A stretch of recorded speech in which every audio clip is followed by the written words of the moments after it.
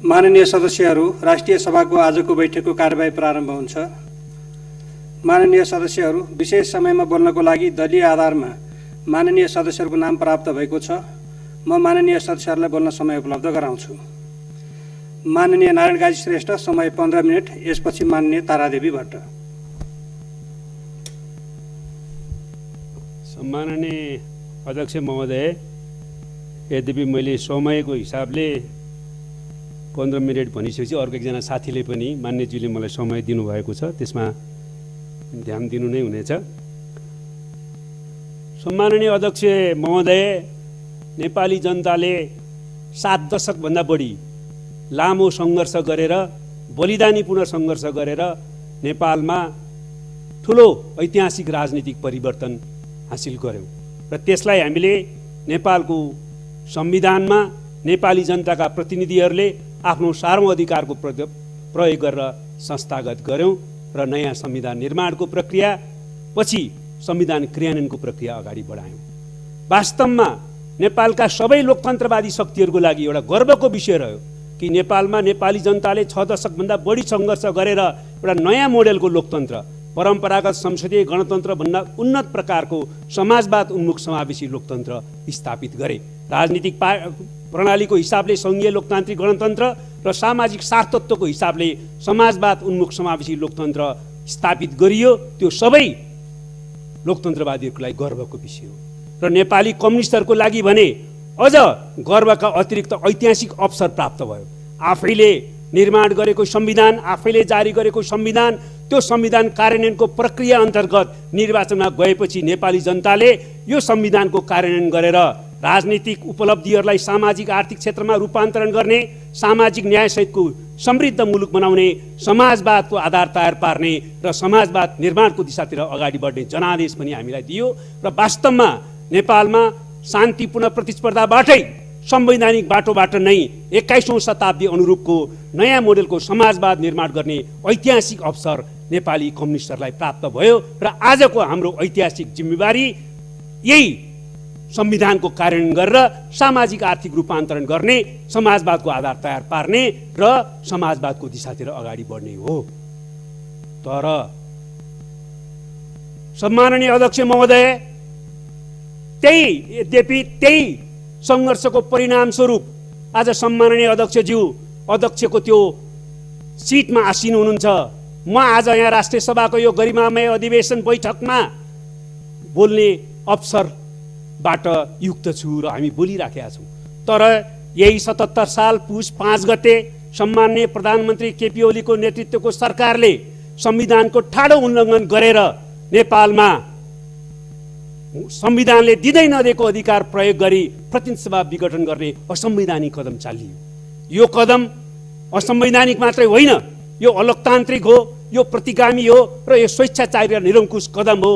यसले नेपालमा नेपाली जनताले लडेर ल्याएको उपलब्धिहरूलाई खोज्ने काम गरेको छ, अपहरित गर्ने काम गरेको छ। यो तत्कालको एउटा प्रतिगामी कदम मात्र होइन, यसले समग्र प्रतिबन्धको आधार तयार गर्ने त होइन भन्ने ठुलो आशंका पैदा गरेको छ र हामीले ल्याएको ऐतिहासिक राजनीतिक परिवर्तनमाथि कालो बादल मड्यारिन थालेको छ। तर नेपाली जनताले यसलाई कुनै पनि हालतमा रक्षा गरिछाड्नेछन् भन्ने सङ्कल्प गरेका पनि छन्। म प्रश्नसँग भन्न चाहन्छु सम्माननीय अध्यक्ष महोदय, के यो संवैधानिक छ? कसैले भन्न सक्छ यो संवैधानिक छ? त्यतिखेर संविधान निर्माण गर्दा हामी सबैले राष्ट्रिय राजनीतिक एकता कायम गर्यौँ, राष्ट्रिय राजनीतिक सहमति कायम गर्यौँ कि अब राजनीतिक स्थिरता सुनिश्चित गर्नका निम्ति पहिला जस्तो संसद विघटन गर्ने अधिकार अब कुनै प्रधानमन्त्रीलाई नदिने भनेर राष्ट्रिय राजनीतिक सहमति कायम गर्यौँ। त्यो राजनीतिक सहमतिको आधारमा संविधानमा हामीले त्यो व्यवस्था गर्यौँ। यो सबैलाई थाहा छ, नेपाली आम जनतालाई थाहा छ कि राष्ट्रिय राजनीतिक सहमति त्यतिखेर के थियो र अहिले संविधानविद, कानुन व्यवसायी, कानुनको विद्यार्थी मात्र होइन, संविधानको धारा अक्षर पढ्न सक्ने सबै नेपालीलाई थाहा छ कि संविधानमा प्रधानमन्त्रीलाई संसद वा प्रतिनिधि सभाको विघटन गर्ने कुनै विषयाधिकार छैन। त्यति हुँदाहुँदै पनि संविधानमा हुँदै नभएको अधिकारको प्रयोगको हवाला दिँदै संविधानलाई माथि घात गरियो र प्रतिनिधि सभा विघटन गरियो। सम्माननीय अध्यक्ष महोदय, यो संविधानको धारा 76 को 1, धारा 76 1, 2, धारा 76 3, धारा 76 5, चारवटा धाराहरूले सरकार निर्माणको विकल्पहरू प्रदान गरेको छ। पहिलो विकल्प, बहुमत प्राप्त दलको नेता प्रधानमन्त्री हुन्छन्। त्यस्तो हुन सकेन भने दुईभन्दा बढी पार्टीहरूको समर्थन प्राप्त व्यक्तिले सरकार गठन गर्छ। त्यो पनि हुन सकेन भने सबभन्दा ठुलो पार्टीलाई सरकार बनाउने अवसर दिइन्छ। त्यो पनि भएन भने त्यतिखेर कुनै प्रतिनिधि सभाको सदस्यले मलाई बहुमत छ भन्ने कुनै आधार देखायो भने उसलाई पनि संविधानको धारा 76 5 अन्तर्गत अवसर दिइन्छ। तर कुनै पनि कोणबाट 1 मात्रै होइन 5 सम्म आउने कुनै सम्भावना अन्तर्गत सरकार बनेन भने यो संविधानले के भन्छ, संविधान धारा 76 7 अन्तर्गत भने त्यतिखेर प्रतिनिधि सभा स्वतः विघटन हुन्छ। त्यसकारणले प्रतिनिधि सभा विघटन गर्ने अधिकार विशेषाधिकार दिएको छैन। सरकार बन्नै सकेन भने प्रतिनिधि सभा विघटन हुने अवस्थाको उल्लेख गरेको छ संविधानले। र प्रधानमन्त्रीलाई विशेषाधिकार होइन, अधिकार होइन। यदि सरकार बन्नै नसक्ने स्थिति भयो भने दुई खालको प्रधानमन्त्रीलाई प्रतिनिधि सभा विघटनको अवस्थाको निम्ति बाध्यकारी दायित्व दिएको छ विघटनको सिफारिस गर्न, अधिकार होइन। त्यतिखेर विघटनको सिफारिस गर्नै पर्छ। जब सरकार बन्दैन वा सरकार बन्ने विकल्प अन्तर्गत बनेको प्रधानमन्त्रीले विश्वासको मत प्राप्त गर्न सक्दैन, त्यसपछि 30 दिनभित्र प्रतिनिधि सभा स्वतः विघटन हुने र 6 महिनाभित्र निर्वाचन हुने प्रावधान छ। र त्यसको निम्ति म चाहिँ सिफारिस गरौँ कि नगरौँ भन्न पाउँदैन। अधिकार भनेको गरौँ कि नगरौँ भन्ने हो। त्यतिखेर प्रतिनिधि सभा स्वतः विघटन हुन्छ। त्यो विघटनको औपचारिकता पुरा गर्नलाई प्रधानमन्त्रीले विघटनको सिफारिस गर्न बाध्यकारी हुन्छ। त्यस कारणले गर्दाखेरि अहिलेको संविधानको धारा 76ले कहीँ कतै र संविधानको कुनै धाराले प्रधानमन्त्रीलाई प्रतिनिधि सभा विघटन गर्ने अधिकार दिएको छैन। त्यो प्रश्न छ, त्यसकारण यो असंवैधानिक हो। र भनिन्छ धारा 85 को एउटा हरफ यस संविधान बमोजिम प्रतिनिधि सभा विघटन हुनुभन्दा अगाडि भन्ने शब्दको प्रयोग टिपेर त्यो त विघटन हुन सक्ने रहेछ नि भनिन्छ। म फेरि भन्न चाहन्छु, विघटन गर्ने अधिकार छैन। विघटन हुने स्थिति छ सरकार नबनेको अवस्थामा। कुनै मान्छेले बकपत्र दियो अथवा कुनै आफ्नो सम्पत्ति मृत्युपछि सेकपछि अरू कसैलाई दिने भनेर शब्द फेला पार्यो भने मारेर दिने भन्ने अर्थ लाग्छ सभामुख महोदय। त्यसकारणले यो पूर्ण रूपमा असंवैधानिक छ, संविधान विरोधी छ, त्यसमा कुनै दुविधा छैन। अब अर्को पक्ष पनि आएको छ, यो संवैधानिक त कसैले भन्न सकेका छैन। पूर्व प्रधान न्यायाधीशहरू, बारका पूर्व अध्यक्षहरू, पूर्व महान्यायाधिवक्ताहरू, सबै कानुन व्यवसायीहरू, सबै राजनीतिक पार्टीका नेताहरू, राजनीतिक पार्टीहरू, सबै बुद्धिजीवीहरूले एक स्वरले भनेको छ असंवैधानिक र अलोकतान्त्रिक छ भनेर। तर हाम्रो प्रधानमन्त्री र प्रधानमन्त्रीका समर्थन गर्ने कतिपय साथीहरूले भन्नुभएको छ यो राजनीतिक बाध्यता पर्यो, संवैधानिक त होइन, संवैधानिक हो भन्न त सकिँदैन, राजनीतिक बाध्यता पर्यो। के बाध्यता? कुनै बाध्यताका कारणले संविधान मिच्न पाइँदैन, संविधानमाथि प्रहार गर्न पाइँदैन, संविधानलाई उल्लङ्घन गर्न पाइँदैन, यो राजनीतिक परिवर्तनमाथि आक्रमण गर्न पाइँदैन। अब रह्यो हाम्रो पार्टीभित्रकै अवस्थाको कुरा गर्ने हो भने यो सम्मानित सदनसम्म पार्टीभित्रको धेरै कुरा गर्न चाहन्न। तर पार्टीलाई विधि पद्धतिमा सञ्चालन गर्न, सक्रिय बनाउन र पार्टीको मार्गदर्शनमा सरकार चलाउन र सरकारलाई जनमुखी बनाएर समृद्धिको लक्ष्य पूरा गर्न पार्टीमा निश्चय पनि छलफल भएका थिए। पार्टी एकतालाई कायम गर्न, सरकारलाई जनमुखी बनाउन र जनादेशलाई पूरा गर्नका निम्ति के कसरी अगाडि बढ्नुपर्छ भनेर हाम्रो पार्टीमा निश्चित रूपमा छलफल भएको थियो। त्यो छलफलको आधारमा हामी अगाडि बढ्ने प्रयत्न गरिराखेका थियौँ। हाम्रो पार्टीमा 2 प्रस्तावहरू प्रस्तुत भएका थिए पार्टीको सङ्कट र निवारण सम्बन्धमा। त्यसमाथि छलफल हुँदै थियो। छलफलले कुनै निष्कर्ष निकालेको थिएन। अनि त्यतिखेर चाहिँ त्यसको आधारमा कुनै निष्कर्ष निकाल्ने र संविधान मिच्न पाइन्छ, संविधान अपहरण गर्न पाइन्छ, पाइँदैन। पहिलो कुरो, कुनै राजनीतिक पार्टीको आन्तरिक मामलाको कारणले नेपाली जनताले सङ्घर्ष गरेर ल्याएको संविधानको हत्या गर्न, प्रहार गर्न पाइँदैन। 2, हाम्रै पार्टीको कुरा गर्ने हो भने निष्कर्ष निकालिसकेको थिएन, पार्टीमा छलफल हुँदै थियो, स्थायी कमिटीको बैठक बसिराखेको थियो, केन्द्रीय कमिटीको बैठक चाहिँ बस्नेवाला थियो र त्यसले कुनै प्रकारको व्यक्तिको स्वार्थ अनुकूल निर्णय नगर्ने भने लाग्दैमा संविधानमाथि प्रभाव गर्न पाइँदैन सम्माननीय अध्यक्ष महोदय। त्यसकारण यो कोणबाट पनि बेठिक छ। अब त्यसै जहाँसम्म सर्वोच्च अदालतको प्रश्न छ, यो सम्मानित सर्वोच्च अदालतमा अहिले विचाराधीन छ। संविधान अन्तर्गत सर्वोच्च अदालतले निर्णय गर्ने हो। शक्ति पृथकीकरणको सिद्धान्त अन्तर्गत संविधानले निश्चित जिम्मेवारीहरू संवैधानिक अङ्गलाई दिएको छ। संवैधानिक अङ्गहरूको भूमिकाप्रति स्वच्छ, उनीहरूको काम कारबाहीप्रति स्वतन्त्र भूमिकाप्रति हामी विश्वस्त छौँ। तर एउटा कुरा प्रश्न छ, सर्वोच्च अदालतले पनि संविधानकै आधारमा टेकेर फैसला गर्ने हो, संविधान बाहिर गएर होइन।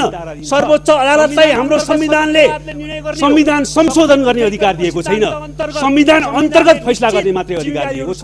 र त्यसको साथसाथै सर्वोच्च अदालतले संविधान संशोधन गर्ने यो मात्रै विषयमा गर्यो भने यो संविधान कागजको खोस्टमा परिणत हुन्छ। संविधानमा हुँदै नभएको प्रावधान कसैले प्रयोग गर्ने र त्यसलाई अनुमोदन गर्न संविधान संशोधनको फैसला सर्वोच्च अदालतले गर्यो भने यो कागजको खोस्टमा संविधान परिणत हुन्छ, संविधान च्यातिएको अवस्था हुन्छ र समग्र व्यवस्थामाथि एउटा प्रहार हुन्छ र समग्र व्यवस्था उल्टिने, प्रतिगमनको दिशातिर जाने खतरा हुन्छ। त्यो कुरा कुनै पनि हातमा सही हुन सक्दैन। त्यसैले संविधान सम्मत ढङ्गले अदालतले फैसला गर्नेछ भन्ने कुरा हामी विश्वस्त छौँ। जहाँसम्म सम्माननीय अध्यक्षज्यू अहिलेको परिस्थितिको कुरा छ, सम्माननीय प्रधानमन्त्रीज्यूलाई पनि त्यत्रो लोकतन्त्रको सङ्घर्ष गर्नुभयो, उहाँ जेल बस्नुभयो। अहिले म फेरि भन्न चाहन्छु, हाम्रो कुनै पदीय स्वार्थमा घात हुने भन्ने कसैलाई लाग्यो भने वा हुने नै भयो भने पनि पार्टी एकता पनि पदका निम्ति र संविधान पनि लोकतन्त्र पनि पदका निम्ति, पार्टी विधान पनि पदका निम्ति, संविधान पनि कुनै पदका निम्ति आफ्नो पदको रक्षा नहुने भयो भने पार्टी एकता पनि भङ्ग, लोकतन्त्रमाथि पनि प्रहार, पार्टी विधान पनि मान्दिन, संविधान पनि मान्दिन भन्न पाइँदैन सभामुख महोदय। त्यसै कारणले म विनम्रतापूर्वक अनुरोध गर्न चाहन्छु, अहिले पनि अवसर छ त्यो संवैधानिक घोषणाप्रति आत्मालोचना गर्दै अब प्रतिनिधि सभा सुचारू होस् भन्ने दिशातिर प्रधानमन्त्रीज्यू पनि आयो भने एउटा सिलसिला सुरु हुन्छ, संविधानलाई ट्र्याकमा राखिन्छ, लोकतन्त्रको रक्षा गरिन्छ। त्यति मात्रै होइन, एकीकृत नेपाली कम्युनिस्ट आन्दोलन अगाडि बढाउने, हाम्रो पार्टी एकतालाई फेरि एकताबद्ध गरेर अगाडि बढाउने सम्भावना पनि पैदा हुन्छ। त्यसको निम्ति पनि म अनुरोध गर्न चाहन्छु। र अन्तमा सम्माननीय अध्यक्ष महोदय, हामीले यतिखेर हाम्रा पुर्खाहरूलाई सम्झौँ। यति सुन्दर देश दियो, सबै उपनिवेश हुँदा पनि यो महादेशमा हाम्रो देशलाई स्वतन्त्र बनाएर राख्नुभयो हाम्रा पुर्खाहरूले। हाम्रा पुर्खाहरूले सगरमाथाको देश दिनुभयो, लुम्बिनी बुद्धको देश दिनुभयो, जनकपुरको देश दिनुभयो, जनकको देश दिनुभयो र सारा देशभित्र जलवायुको हिसाबले, हावापानीको हिसाबले, विकासका सम्भावनाको हिसाबले यत्रा सम्भावना भएको देश दिनुभयो। र अहिले हामीले त्यो सम्भावनालाई साकार पार्नको निम्ति, समृद्ध नेपाल बनाउनको निम्ति, लोकतन्त्रको निम्ति लड्यौँ र लोकतान्त्रिक नेपालको स्थापना गर्यौँ। अब हामीले त्यो लोकतन्त्रको रक्षा गरेर, लोकतन्त्रलाई अझ विकास गरेर, संविधानका कमी कमजोरलाई अझ परिमार्जन गरेर, हामीले सामाजिक आर्थिक रूपान्तरण गरेर समृद्ध नेपाल बनाएर शिक्षा, स्वास्थ्य, रोजगारी, खाद्यान्न, आवास सबै मौलिक अधिकारको ग्यारेन्टी गरेर आम जनतालाई परिवर्तनको अनुभूति आफ्नै पोल्टामा प्राप्त गर्ने स्थिति सिर्जना गरेर समृद्ध नेपाल र समाजवादी नेपाल बनाउनु हो। त्यो हाम्रो पुर्खाको स्मृति गरेर हामीले कसरी सामना गर्न सक्छौँ? के भनेर सामना गर्न सक्छौँ? शहीदहरूलाई हामीले कसरी सम्झने, कसरी श्रद्धाञ्जली दिने? तिनले केका निम्ति रगत बगाए? फेरि लोकतन्त्र ल्याउने, फेरि लोकतन्त्र मिच्ने अनि प्रतिगमनको विरोधी फेरि सङ्घर्ष गरिराख। समृद्ध नेपाल बनाउनु छैन। आदिवासी जनजाति, महिला, दलित, अल्पसङ्ख्यक समुदाय, आम शोषित पीडित जनतालाई, पिछडेको जनतालाई जीवन फेर्न समृद्ध नेपाल बनाउने काम गर्नु छैन। फेरि संविधान मिच, लोकतन्त्रको हत्या गर, फेरि प्रतिगमन विरोधी आन्दोलन गर। यसैको निम्ति हो त हामीले सङ्घर्ष गरेको र शहीदहरूले बलिदान दिएको, हाम्रो पुर्खाले यो देश हामीलाई दिएको। त्यसकारणले पुर्खालाई स्मरण गरौँ, शहीदहरूलाई स्मरण गरौँ, उनीहरूलाई श्रद्धाञ्जली दिँदाखेरि सोचौँ। हामी सबैले आत्मालोचक पनि हौँ। कुनै एउटा व्यक्तिलाई मात्रै पनि म भन्दिनँ, राजनीतिक पार्टीहरू, राजनीतिक नेताहरू, हामी सबै आत्मालोचक हौँ। हामीले के गरिराखेका छौँ? हामी सबैका कमी कमजोरीप्रति पनि हामी आत्मालोचक हौँ। यो नयाँ नेपाल बनाऊ, त्यसको निम्ति हामी अगाडि बढौँ। तर एकातिर सधैँ प्रतिगमन हुने र प्रतिगमन लडिरहने, जनताको जीवन बर्बाद हुने, जनजीविकाको समस्या त्यस्तै भइरहने, 40 लाख नेपाली श्रमिकहरू विदेशमा बसिरहनु पर्ने, रगत पसिना विदेशी भूमिमा सुहाइरहनु पर्ने र नेपालको राजनीति चाहिँ राजनीति फेरि सत्ताको फोरी खेलो भन्ने स्थिति बनिरहने हो त। त्यसैले प्रतिगमन होइन, लोकतन्त्रको विकास गरौँ, समृद्ध नेपाल बनाऊ। राजनीति फोहोर खेल होइन, राजनीतिलाई सफा गरौँ, विचार सिद्धान्त राजनीति नीतिज्ञता मूल्यको आधारमा अगाडि बढौँ। त्यसको निम्ति म सबैलाई अपिल गर्दै बिदा हुन्छु। धन्यवाद। सभामुख अध्यक्ष महोदय। माननीय तारादेवी भट्ट, समय 10 मिनट। यसपछि माननीय देवेन्द्र दाहाल। सम्मानीय अध्यक्ष महोदय, आज हामी अत्यन्त संवेदनशील अवस्थामा छौँ। कोरोनाको महामारीसँग जुधिरहेका छौँ। साथै यसको अर्को थप चुनौतीपूर्ण ठुलो महामारीको सङ्कट आउन सक्ने सङ्केत व्यङ्ग्यहरूले दिइसकेका छन्। सिङ्गो मुलुक दत्तचित्त र एक भएर सामना गर्नुपर्ने बेला सरकार ढलाउने, संसद विघटन गर्ने एवं कुर्सीको हानथापमा न त सरकार नै संवेदनशील छ न अन्य देखिएका छन्, जुन मुलुकको लागि दुर्भाग्यपूर्ण भएको छ। नेपाली जनतालाई केन्द्रबिन्दु बनाएर अघि बढ्नुपर्ने बेला जनताको सर्वोच्च निकाय प्रतिनिधि सभालाई नै वर्तमान समयमा विघटन गरिनु कुनै पनि ढङ्गले ठिक छैन। यसको म घोर विरोध गर्दछु। जनताको म्यान्डेट अनुसार मुलुकमा स्थिर सरकार, सुशासन, समृद्धि र दिगो विकासको अपेक्षा गरिएको थियो। तर विडम्बना भएको छ, हरेक नेपाली जनता बर्माहत भएको अवस्था छ। म आज सरकारको विशेष ध्यानाकर्षण गराउन चाहन्छु कि दिगो विकासका लक्ष्यहरू हासिल गर्न हामी अति चिन्तित र समय हेरेर आशातीत भएर हौसिएको अवस्था थियो। म के स्मरण गराउन चाहन्छु भने नेपालले जनाएको अन्तर्राष्ट्रिय प्रतिबद्धता अनुसार सन् 2015 देखि 2030 सम्म हामीले दिगो विकासका लक्ष्यहरू प्राप्त गरिसक्नु पर्ने र हामीसँग पूर्व सरकारको पालामा बनेको रोडम्याप मात्र छ। काम केही भएको छैन, कुराहरू ठुल्ठुला भएका छन् तथा लक्ष्यहरू हासिल गर्नका लागि हामीसँग अर्बौं रकम नपुग भएको अवस्था छ। ती लक्ष्यहरू प्राप्त गर्नका लागि कतिपय अवस्थामा सहुलियत ऋण लिनुपर्नेछ भने कतिपय अवस्थामा दिगो विकासका लक्ष्य सत्र अन्तर्गत विभिन्न राष्ट्रहरू मार्फत लगानी भित्याउनु पर्ने जस्ता लक्ष्यहरूमा तर्फ सरकारको ध्यानाकर्षण जानु जरुरी छ। हामी दिगो विकास लक्ष्यहरू प्राप्त गर्नका लागि 4 वर्ष त्यति नै ढिलो भइसकेका छौँ।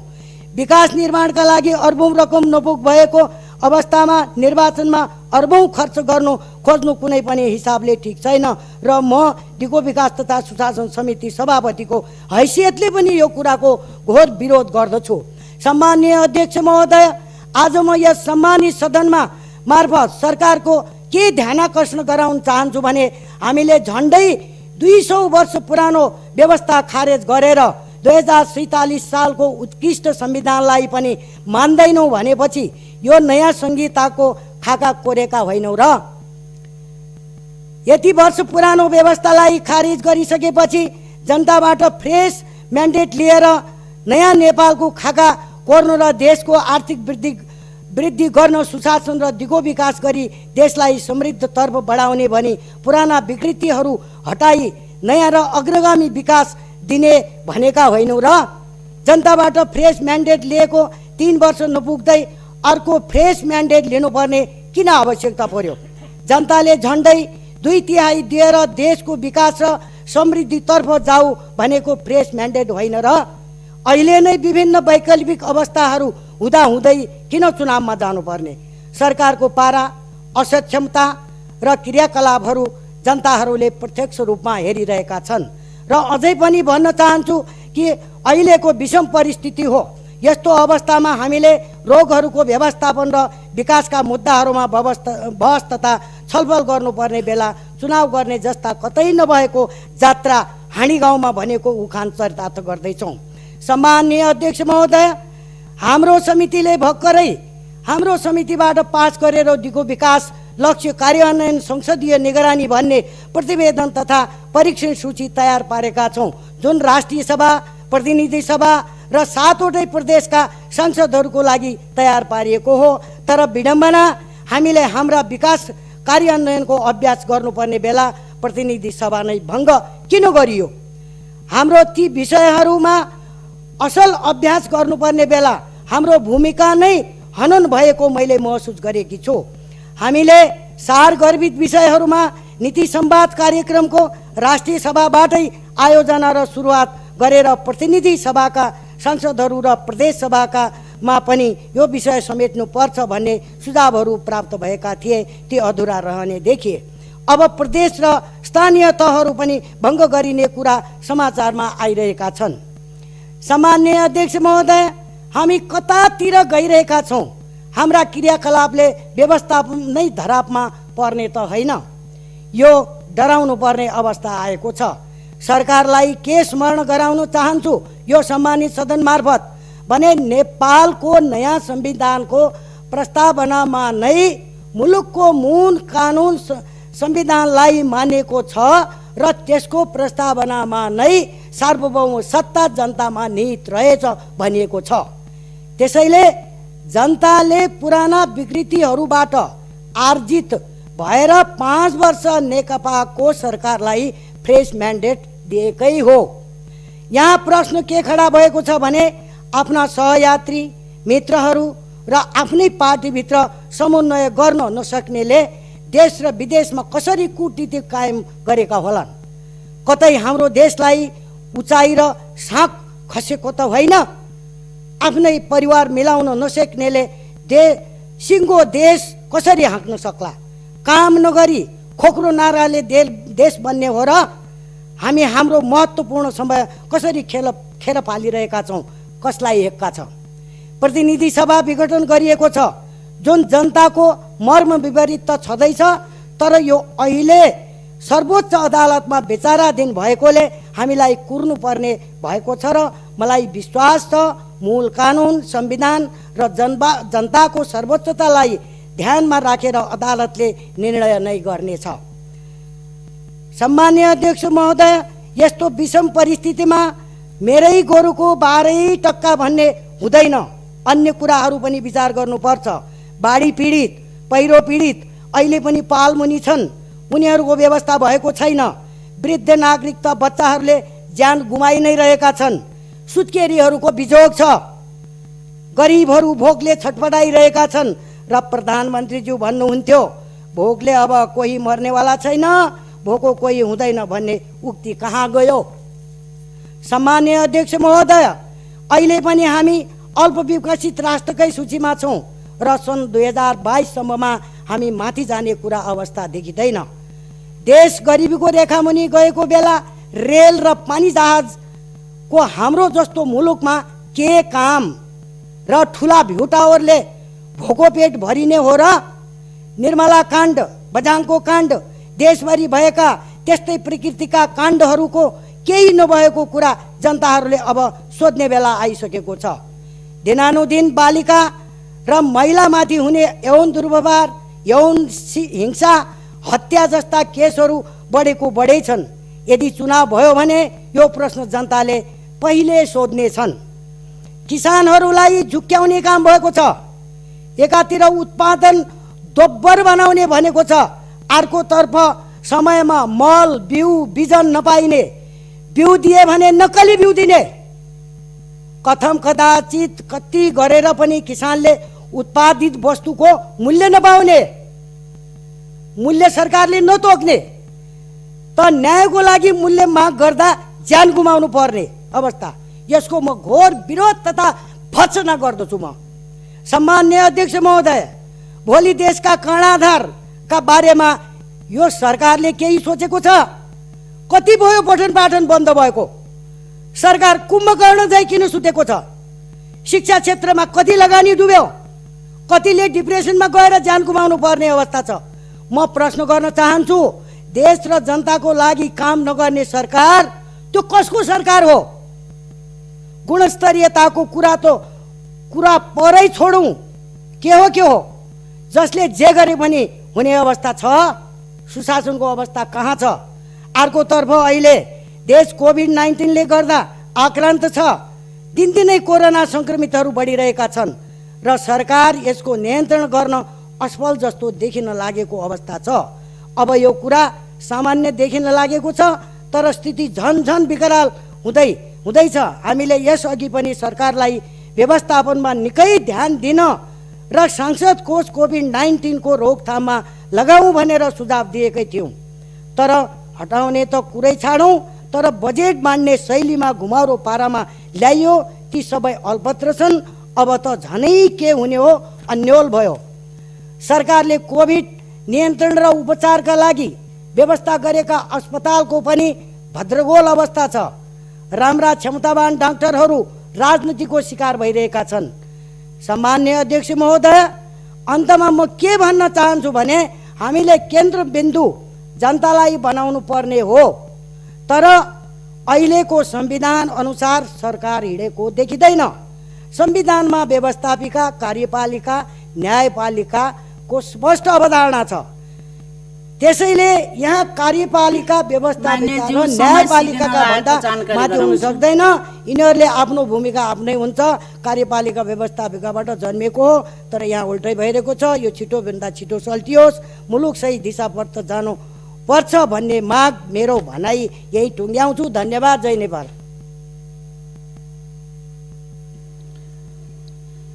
माननीय देवेन्द्र दाहाल, समय 12 मिनेट। यसपछि माननीय दिल कुमारी रावल थापा पार्वती।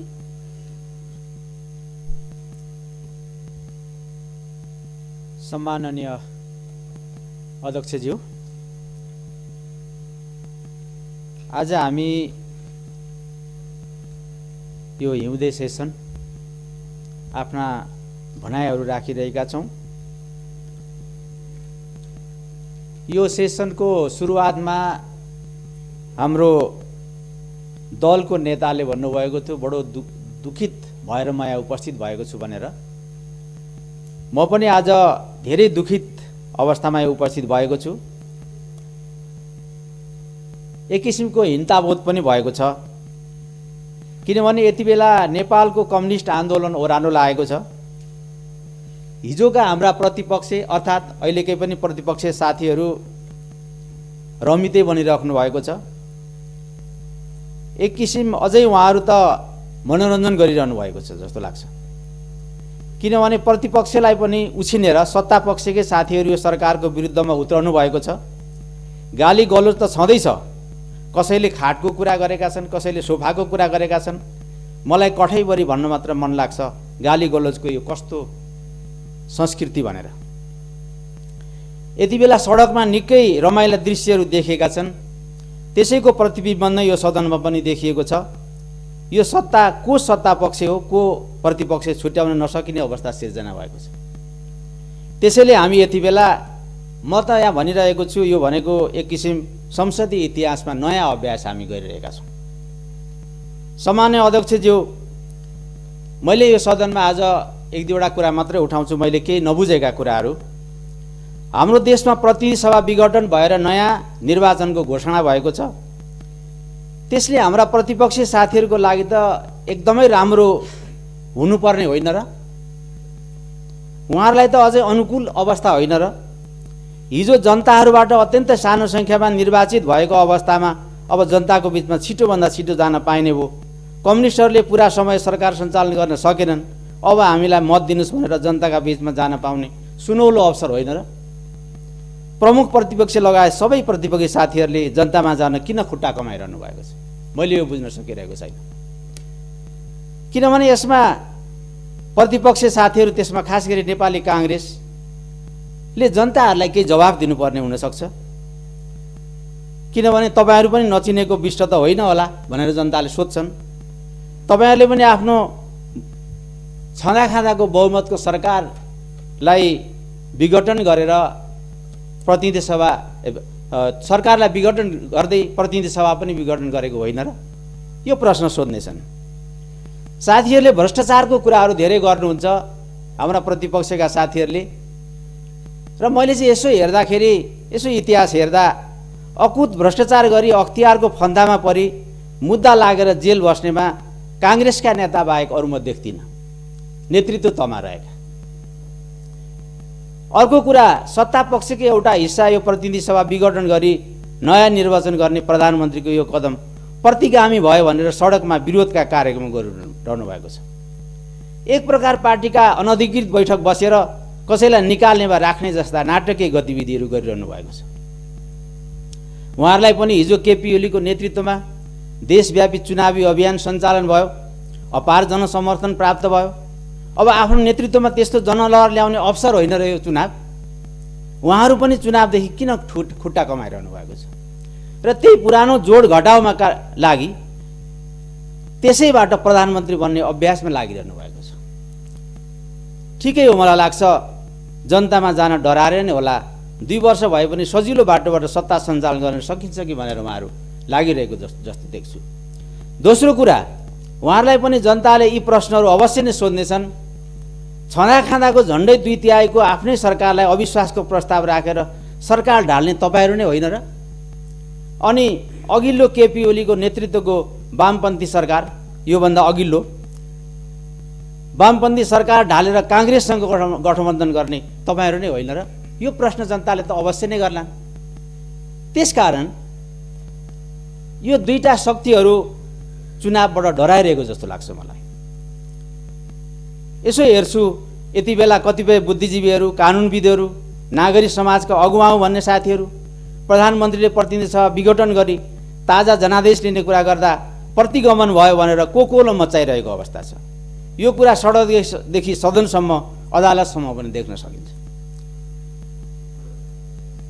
यो गरिमामय सदनमा पनि 1-2 जना मान्यज्यूहरूले पनि जनआन्दोलन, मधेस आन्दोलन र जनयुद्धको एकीकृत उपलब्धिका रूपमा रहेको लोकतान्त्रिक गणतन्त्र धरापमा परेको, देश गम्भीर राजनीतिक दुर्घटनाबाट गुज्रिरहेको र देश अनिश्चयको भुमरीबाट गुज्रिरहेको भनेर निकै भावना वगेर आफ्ना अभिव्यक्तिहरू दिनुभएको छ।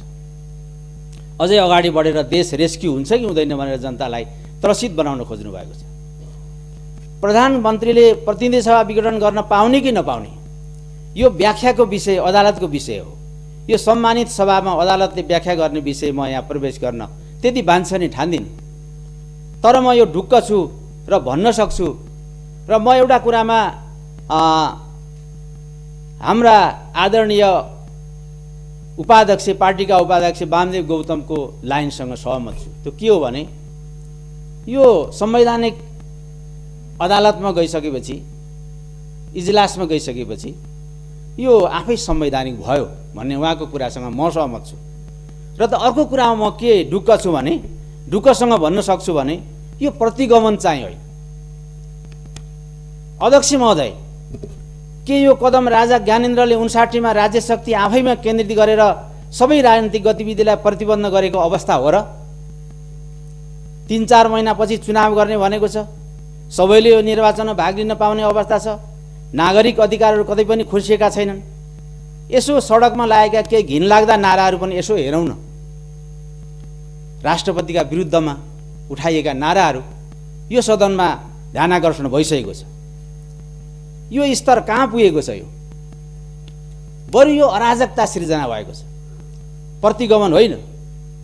यो अराजकतालाई कसरी नियन्त्रण गर्ने, यो एउटा गम्भीर विषय भएको छ। कोभिड महामारीका बीचमा पनि सडकमा गतिविधिहरू निर्वाध रूपमा भइरहेका छन्, अनि यो कसरी प्रतिगमन भयो? यो त अझ अग्रगमन पो भएन र? त्यसैले विपक्षी दलका साथीहरूलाई देश सामान्य ढङ्गले अगाडि बढिरहेको छ, कुनै अनिश्चयको भुमरीमा छैन। चुनावपछि देशले अग्रगमनको बाटो समात्छ। देशलाई कुनै रेस्क्यु गर्नुपर्ने जरुरी छैन। नेपाली काङ्ग्रेस जस्तो प्रजातन्त्रमा विश्वास राख्ने पार्टीले त्यस प्रकारका भ्रामक कुराको पछि नलागी चुनावमा लाग्दा राम्रो होला, म हार्दिक अनुरोध गर्न चाहन्छु। अध्यक्ष महोदय, अहिले सरकारको विरोध गर्दै सडकमा हिँडिरहेका सबैलाई भन्न चाहन्छु, साथसाथै पब्लिक खपतको लागि सडकमा रमिता नदेखाउन र आफ्ना विकास अनि समृद्धिका एजेन्डा लिएर जनताका बीचमा जान र जनताको विश्वास जित्नका लागि साथै यो सुनौलो अवसर नगुमाउनका लागि सुझाव दिन चाहन्छु।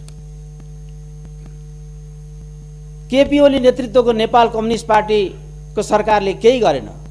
हिजो पनि यो सदनमा कुरा उठ्यो, केही पनि गरेन भनेर। केपी ओलीको सरकारले गरेका कामहरूको बीचमा जनताका बीचमा हामी जानलाई केही समस्या छैन। तपाईहरु जनताको बीचमा कसरी जानुहुन्छ? कतिपयले प्रश्न गर्छन्। हामीलाई जनताको बीचमा जान केही समस्या छैन। झन्डै 2/3 नेकपाको सरकार आफ्नै पार्टीका केही नेताहरूको अनवरत असहयोगको कारण पुरा समय काम गर्न नसकेको अवस्था हो। यो जनतामा हामी खुल्ला ढङ्गले लिएर जानेछौँ। तर जति पनि समय काम गर्न पाइयो, आम जनताका समस्या समाधान गर्न गरेका कामहरूको फेरिस्त, संघीयता कार्यान्वयनको लागि थुप्रै कानुन निर्माण जस्ता कुराहरू, जनताका मूर्छित सपनाहरूलाई बिउजाउँदै ती सपनाहरू पूरा गर्न सरकारले अगाडि सारेका पूर्व पश्चिम रेलमार्ग, पानीजहाज हुलाकी मार्ग, पूर्व पश्चिम लोकमार्ग विस्तार, मदन भण्डारी चुरे मार्ग, मध्य पहाडी लोकमार्ग, पोखरा अनि गौतम बुद्ध अन्तर्राष्ट्रिय विमानस्थलहरू बनाउने जस्ता कैयौँ विषयहरू लिएर जनताको बिच जाने कुरा हामी स्पष्टै छौँ। गरिब जनता आवास कार्यक्रम अन्तर्गत बनेका ती लाखौँ घरहरूमा यति बेला गरिब जनताहरू बसेका छन्। तिनीहरूले यो हामीले बसेको घर त अरू कसैले होइन, यो त सिकर्मी डकर्मीले बनाएको हो त, कहाँ केपी ओली सरकारले बनाएको भन्लान् र? म प्रश्न गर्न चाहन्छु। कोभिड-19 अब नियन्त्रणतर्फ जाँदैछ। औषधि ऐन 2035लाई संशोधन गर्न बनेको अध्यादेश यही सदनमा आएको छ। छिटो बाटो, फास्ट ट्र्याकबाट खोप लगायतका औषधिहरू ल्याउन सकिने बाटो खोलेको छ। सामाजिक सुरक्षा ऐन 2075लाई संशोधन गर्न बनेको अध्यादेश यही सदनमा आएको छ, जसले सामाजिक सुरक्षा भत्ता वितरणमा भएका केही कानुनी समस्याको समाधान गरेको छ। यसमा अलि वृद्धहरूको सेन्टिमेन्ट तान्न सकिन्छ कि भनेर केही मित्रहरूले कुरा उठाउनु भएको छ। खोइ 5000, हामी भन्न चाहन्छौँ 3000 त पुर्याइएको छ। अब 2 वर्ष सरकार सञ्चालन गर्न पाउँदा कबुल गरेको रकम 5000 पुर्याउन सक्ने अवस्था थियो, तर त्यो हुन सकेन। तर हामी त्यो कबुल पुरा गर्छौँ, भोलि सरकार निर्माण गरेर पुरा गर्छौँ। यौन हिंसा विरुद्धका केही ऐन, फौजदारी कसुर तथा फौजदारी कार्यविधि सम्बन्धी केही ऐन संशोधन गर्न बनेको अध्यादेश तथा तेजाब तथा अन्य घातक रासायनिक पदार्थको नियमन गर्न बनेको अध्यादेश यसै सदनमा प्रस्तुत भएको छ, जसले एसिड आक्रमणकारीहरू तथा यौन हिंसा गर्नेलाई कडा दण्ड सजायको व्यवस्था गरेको छ।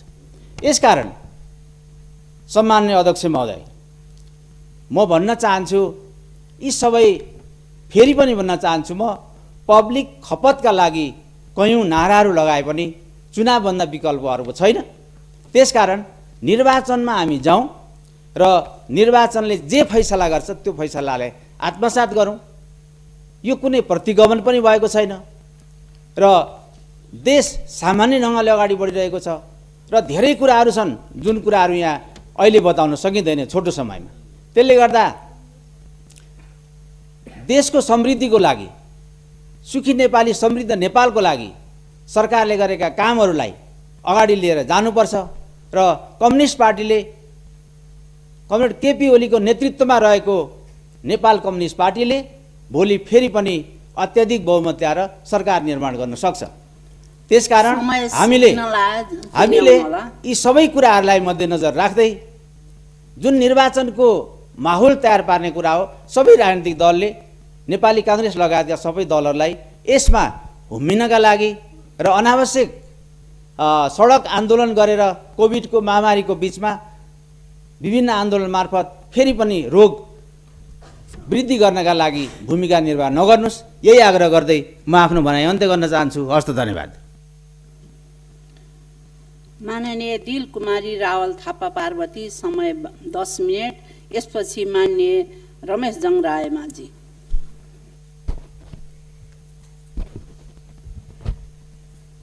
सम्मान्य अध्यक्ष महोदय, मुलुकको विधायकी अङ्ग राष्ट्रिय सभाको बैठकमा म सम्पूर्ण मान्य सदस्यज्यूलाई हार्दिक स्वागत गर्न चाहन्छु।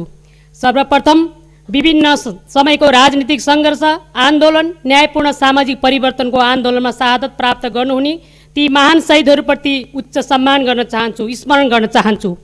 यस महत्त्वपूर्ण घडीमा सदनको यो बैठकमा आफ्नो विचार प्रस्तुत गर्न उभिरहँदा नेपालको वामपन्थी आन्दोलनका एक अथक योद्धा, जनताको बौद्धले जनवादका एक अभियन्ता, आदरणीय नेता कमरेड वामदेव गौतम यस गरिमामय सभाको सदस्यको रूपमा हामी बीच उपस्थितिले अत्यन्तै सकारात्मक, उहाँको उपस्थित अत्यन्तै सकारात्मक रहेको छ। म उहाँलाई हार्दिक बधाई सहित सफल र उपलब्धिपूर्ण कार्यकालको थुप्रै शुभकामना व्यक्त गर्न चाहन्छु। विगतको वर्षे अधिवेशन पश्चात मुलुकमा राजनीतिक परिघटनाहरू भएका छन्। सकारात्मक र नकारात्मक पक्षबाट बहस र छलफल सुरुवात भएका छन्।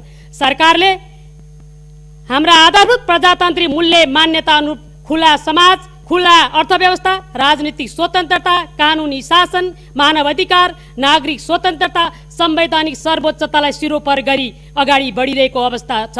शक्ति पृथकीकरणको सिद्धान्त बमोजिम मुलुक विकास र अग्रगति लिइरहेको अवस्थामा समृद्ध नेपाल र सुखी नेपालीको राष्ट्रिय अभियानलाई लिएर सरकार अघि बढिरहेको अवस्थामा पार्टीभित्रैबाट संसदीय दलबाट विभिन्न संसदीय समितिबाट सरकारलाई असहयोग गर्ने, बाटो छेक्ने, बाटो रोक्ने काम भएको हामी सबैलाई थाहा छैन र? बहुमत प्राप्त दलको नेता सरकारका प्रमुखलाई कुनै हालतमा अगाडि बढ्न नदिने, पार्टी अध्यक्ष र प्रधानमन्त्रीलाई पार्टी अभियोग पत्र दर्ता गराउने काम गरियो। यो ज्यादै दुःखद र खेदयोग्य छ।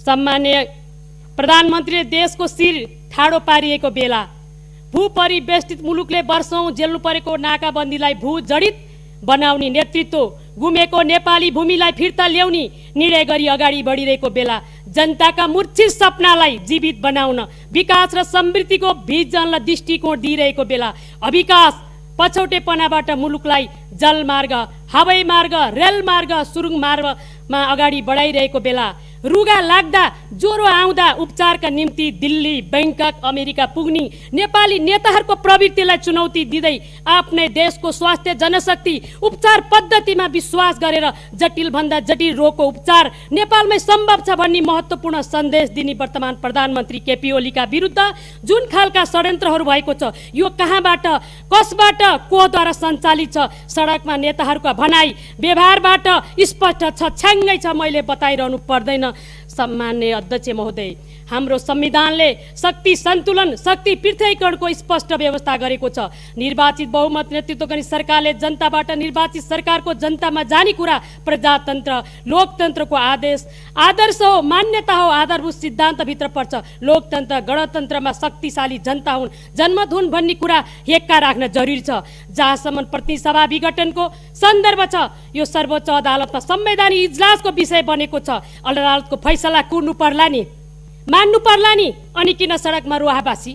हुन त सम्मान्य अध्यक्ष महोदय, विभिन्न बहानामा जनमतको अस्वीकार गर्ने, जनमत बिना नै संसद प्रवेश गर्न पाउने, जनमत विपक्षमा हुँदा अनेकौं जालझेल षड्यन्त्रबाट विजय घोषणा गराउने, जनताको अभिमत, जनताको जनमत मतपत्र च्यात्ने, चपाउने विगत इतिहास पनि छ।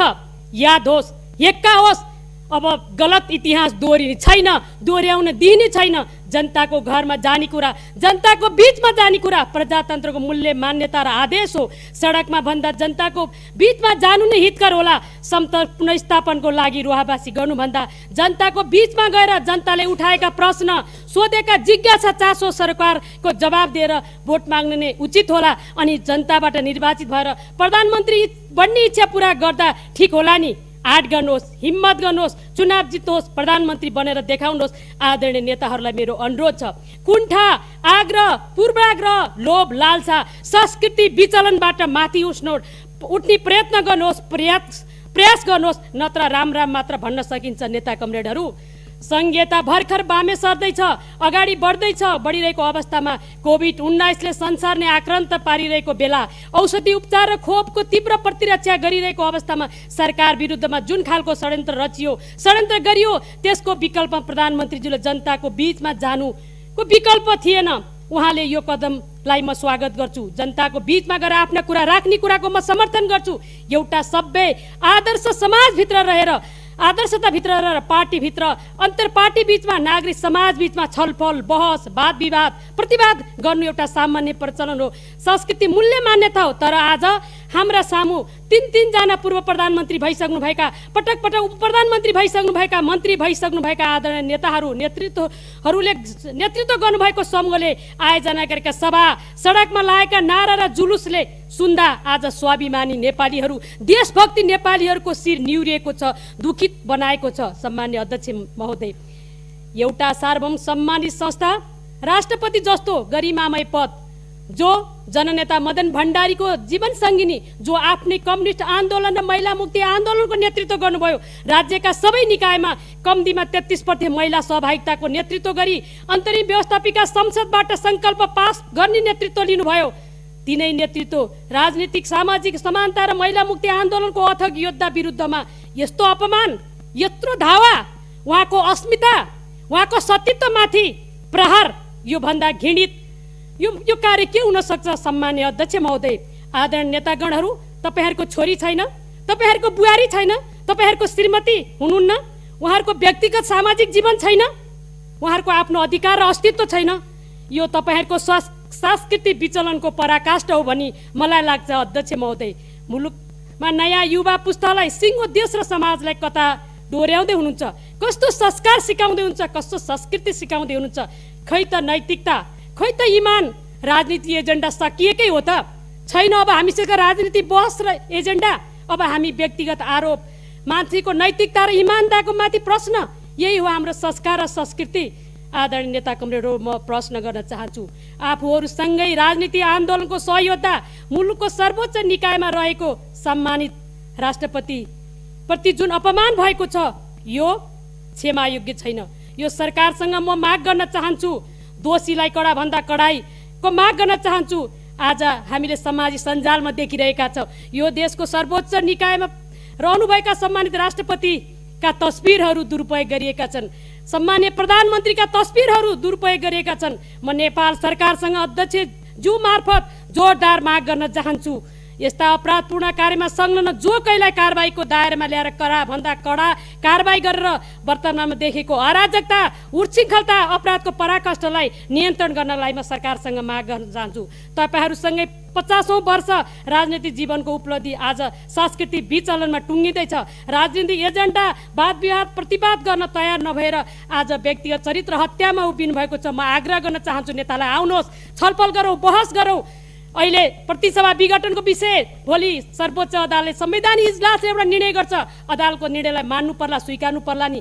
अहिले यो अवस्थामा जनताको बीचमा जाने कुरा, आफ्ना एजेन्डा लिएर गएर भोट माग्ने कुरा नै श्रेष्ठगत होला। म सबै प्रतिपक्षी मित्रहरूलाई पनि आग्रह गर्न चाहन्छु, अहिले हामीले देखिरहेका छौँ, म चितवनबाट यहाँ उपस्थित भएर चितवनमा धेरैचोटि चाहिँ चुनावहरू विभिन्न कारण भएका छन्। चितवनको एउटा ऐतिहासिक महत्त्व छ, राजनीतिक महत्त्व छ, विगतका निर्वाचनहरू पनि हामीले हेरेका छौँ।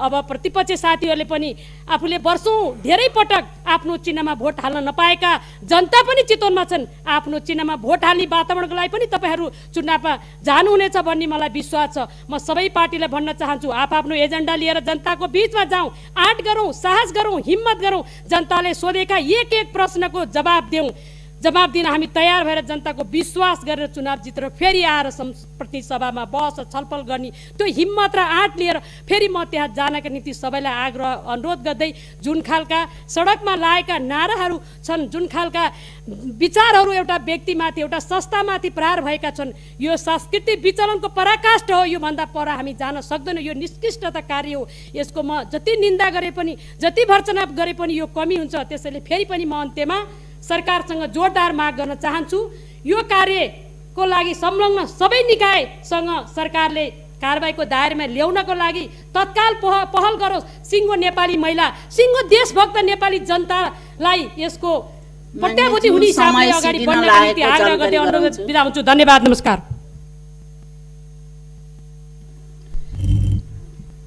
माननीय रमेश जङ रायमाझी, समय 10 मिनट। यसपछि माननीय जगप्रसाद शर्मा। सम्मान्य अध्यक्ष महोदय, यो सरकारले धेरैवटा अध्यादेशहरू ल्यायो, तर शिक्षामा 2028 सालदेखि राजा महेन्द्रको पालामा ल्याइएको शिक्षा ऐन अहिलेसम्म परिवर्तन गर्न सकेन। शिक्षा मन्त्रीले लामो समयसम्म शिक्षा मन्त्रालयमा जागिर खानुभयो र उहाँले धेरै मान्छेलाई जागिर पनि खुवाउनु भयो। आज यो ऐनको लागि कुनै पहल गरेको देखिएन। निजी क्षेत्रको विद्यालयहरूबाट सरकारले चाहिँ यो राष्ट्रिय शिक्षा आयोग भनेर 25 जनाको सदस्य विज्ञहरूको एउटा टोली बनायो र त्यसको प्रतिवेदन सार्वजनिक गर्न पाएन। त्यसको सब त्यो आयोगको प्रतिवेदन सार्वजनिक गर्न खोज्दा प्रधानमन्त्रीहरू चाहिँ यो शिक्षा क्षेत्रमा भएका माफियाहरूको चङ्गोलमा परेर त्यो आयोगले तयार गरेको प्रतिवेदन सार्वजनिक गर्न गरिएन र बहुमत सदस्य आयोगका सदस्यले सार्वजनिक पत्रकार सम्मेलन गरेर सार्वजनिक गर्नुपर्ने दिन आएको छ। सम्मान्य अध्यक्ष महोदय, त्यसकारण हामीले र अहिले मैले यो कुरा किन उठाइरहेको छु भने 5 लाख विद्यार्थीहरू +2 मा पढ्ने, 11 मा पढ्ने विद्यार्थीहरू कुन पाठ्यक्रम पढ्ने, कुन पाठ्यक्रमलाई अगाडि बढाउने भनेर अन्योलमा छन्। अहिले एक थरी वितरकहरू र प्रकाशकहरू भनिरहेका छन् हामीले प्रकाशन गरिसक्यौँ, यो पढ्नुपर्छ, सरकारले लागू गर्नुपर्छ, सरकार अर्को नयाँ लागू गराउने कुरा छ र यो विषयमा अहिले सर्वोच्च अदालतमा पुगेको छ र विद्यार्थीहरू 3 महिनादेखि अन्योलमा छन्। सम्मानित अध्यक्ष महोदय, त्यसकारण सरकारको ध्यान यतातिर जाओस्, यो विद्यार्थीहरूको भविष्यमाथि खेलवाड गरेको कुरामा नजाओस् भनेर चाहन्छु सामान्य अध्यक्ष महोदय। र सरकार स्वतन्त्र शैक्षिक माफियाहरूको चङ्गुलमा नपरोस्, बालबालिकाको शिक्षाप्रति संवेदनशील होस् भन्न चाहन्छु। संहिता अनुसारको कानुन ल्याएर शिक्षालाई अगाडि बढाओस् भनेर सामान्य अध्यक्षज्यू मार्फत सरकारको ध्यान आकर्षण गर्न चाहन्छु। सामान्य अध्यक्ष महोदय, कोभिडको कारणले उद्योग धन्दाहरू बन्द भए, सरकारले उद्योगहरू बन्द गर भन्यो। उद्योगपतिहरूलाई तपाईँहरूको उद्योग अहिले सञ्चालन गर्न मिल्दैन, संसारभरि एउटा ठुलो महामारी फैलिएको छ, त्यसकारण हाम्रो देशमा पनि प्रवेश गरेको छ, यसलाई रोक्नुपर्छ, तपाईँहरूको उद्योग रोक्नुहोस् भन्यो। सरकारको आह्वानलाई उद्योगपतिले व्यावसायिक व्यक्तिहरूले माने र बैंकले सरकारले के भन्यो भने तिमीहरूको बैंक ब्याज घट्छ, तिमीहरूको नवीकरण शुल्क लाग्दैन भनेर भन्यो त्यतिखेर। तर अहिलेसम्म त्यो भनेको कुरा अहिलेसम्म ब्याङ्कले न ब्याज घटायो न नवीकरण शुल्क लिन छोडियो। बिमा कम्पनीहरूले पनि सरकारको उद्योग धन्दालाई जसरी बिमा कम्पनीहरू उद्योगहरू चाहिँ बिमामा हुन्छन् त्यो बिमाको प्रिमियम कन्टिन्यू गरियो, बिमा लाग्दैन भनिएको थियो। अनि विद्युत डिमान्ड भनिन्छ, जुन विद्युत शुल्क पनि सरकारले लिने छैन त्यो समयको भनेको थियो, अहिले पनि विद्युत प्राधिकरणले त्यो पैसा असुल गरिरहेको छ। अनि व्यवसायिकहरू कसरी उठ्छ? व्यवसायिकहरूलाई सरकारले बलियो बनाउन सकेन भने, राज्यलाई उनले ट्याक्स तिर्न सके वातावरण बनेन भने त्यो मुलुक चल्छ कसरी? मैले सुन्दैछु आज 1 नम्बर प्रदेशमा अब केही महिना पछाडि कर्मचारीलाई तलब खुवाउने पैसा छैन, व्यवसायिक मान्छेहरूले उद्योग ठेकदारहरूले गरेको बाटोको भुक्तानी दिने पैसा छैन भनेर सुनिरहेको छु। तर सरकार निर्वाचन गर्ने भनेर 20औं अरब रुपियाँ खर्च गरेर बाटोमा असंवैधानिक कदम चालिरहेको छ। त्यसकारण सरकारले जुन गतिमा जानुपर्ने, जुन हिसाबमा जानुपर्ने, जसरी हिजो बोलेको थियो सरकार कोभिडको बेलामा, ती कुराहरू अहिले कार्यान्वयनको पक्षमा गएको छैन। सम्माननीय अध्यक्ष महोदय, र हामीले देख्यौँ नयाँ युगको सुरुवात भनेर बाटामा प्रधानमन्त्रीको फोटो पोलमा टाँगेको हामी सबैले देखेको। तर सङ्गठित असङ्गठित अनौपचारिक क्षेत्रमा मजदुरहरूलाई सामाजिक सुरक्षाको दायरामा ल्याउने काम कहिलेबाट हुन्छ? त्यतिखेर त भनिएको थियो सामाजिक सुरक्षाको भित्र ल्याइन्छ भनेर मजदुरहरूलाई, तर त्यो काम कहिलेबाट हुन्छ? सरकारले जे कुरा बोल्यो त्यो बोलिदिने अनि फर्केर नहेर्ने। उद्घाटन गर्यो, बनोस् कि नबनोस्, उद्घाटन गर्ने काम भनौँ, बन्दुकी बनाउने, त्यसको बजेट छुट्याउनु पर्छ कि पर्दैन थाहा छैन। उद्घाटन गर्यो, टिभीमा फोटो देखायो, फोटो खिच्यो, ताली बजायो, यसरी राज्य निर्माण गर्नु पर्छ। जुन कुरा गर्छु भनिन्छ, सुरुवात गरेपछि अन्तसम्म जिम्मेवारी लिनु पर्यो। सुरुवात गर्नु ठुलो कुरा होइन, अन्त गर्नु ठुलो कुरा हो। त्यसकारण सरकारले जुन गतिविधि गरेको छ यतातिर सरकारको ध्यान जाओस् भनेर म विशेष गरेर आग्रह गर्न चाहन्छु। नेपालमा झन्डै 96% मजदुरहरू अनौपचारिक क्षेत्रमा काम गर्छन्। त्यसकारण सरकारको ध्यान जाओस्।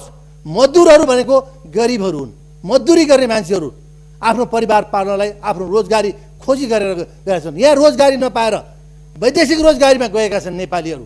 तिनको कारणले रेभिडेन्स आएर हामीहरू बाँचिरहेका छौँ, हामीहरू सदन चलिरहेको छौँ, सरकार चलिरहेको छ। तीप्रति ध्यान दिनुपर्छ कि पर्दैन सरकारले?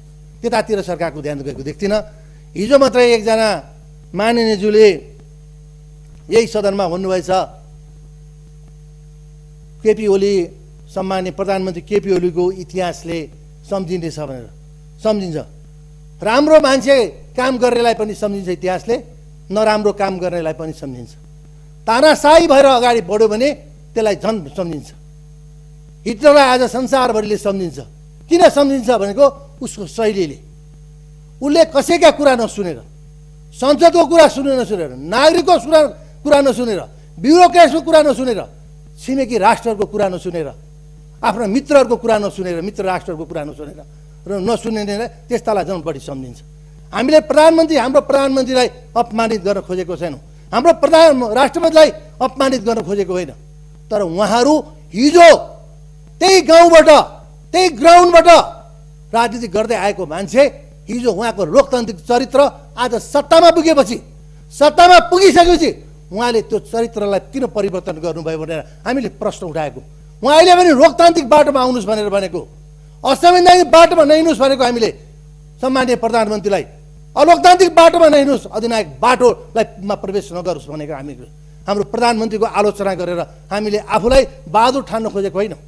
तर प्रधानमन्त्रीले गरेका कामहरू, प्रधानमन्त्री गरेका क्रियाकलापहरूका बारेमा प्रश्न हामीले उठाउन पाउने कि नपाउने, हामी जनताका प्रतिनिधिले त्यो कुरो गर्न पाउने कि नपाउने, हामी त्यही कुरोलाई प्रधानमन्त्रीलाई सच्याउनलाई आग्रह गर्न खोजिरहेका छौँ। जुन असंवैधानिक कदम चाल्नुभयो प्रधानमन्त्रीले, त्यसलाई सच्याउनुहोस्। हिजो राजा ज्ञानेन्द्रलाई हामीले सच्याउन लागेको होइन सडकबाट, हामीले लाखौँ जनता सडकमा निक्लेर हामीलाई राजनीतिक पार्टीलाई साथ दिएको होइन। त्यही अहिले पनि प्रधानमन्त्रीले सच्याउनु भएन, अदालतको संवैधानिक केही पर्खिराख्नु पर्दैन। प्रतिनिधि सभा पुनर्बहालीले गरिएको छ भनेर प्रधानमन्त्रीले भन्नु भने हामी यही सदनले उहाँलाई वाह हाम्रो प्रजातन्त्रको हिमायती भनेर भन्न हामी तयार छौँ त।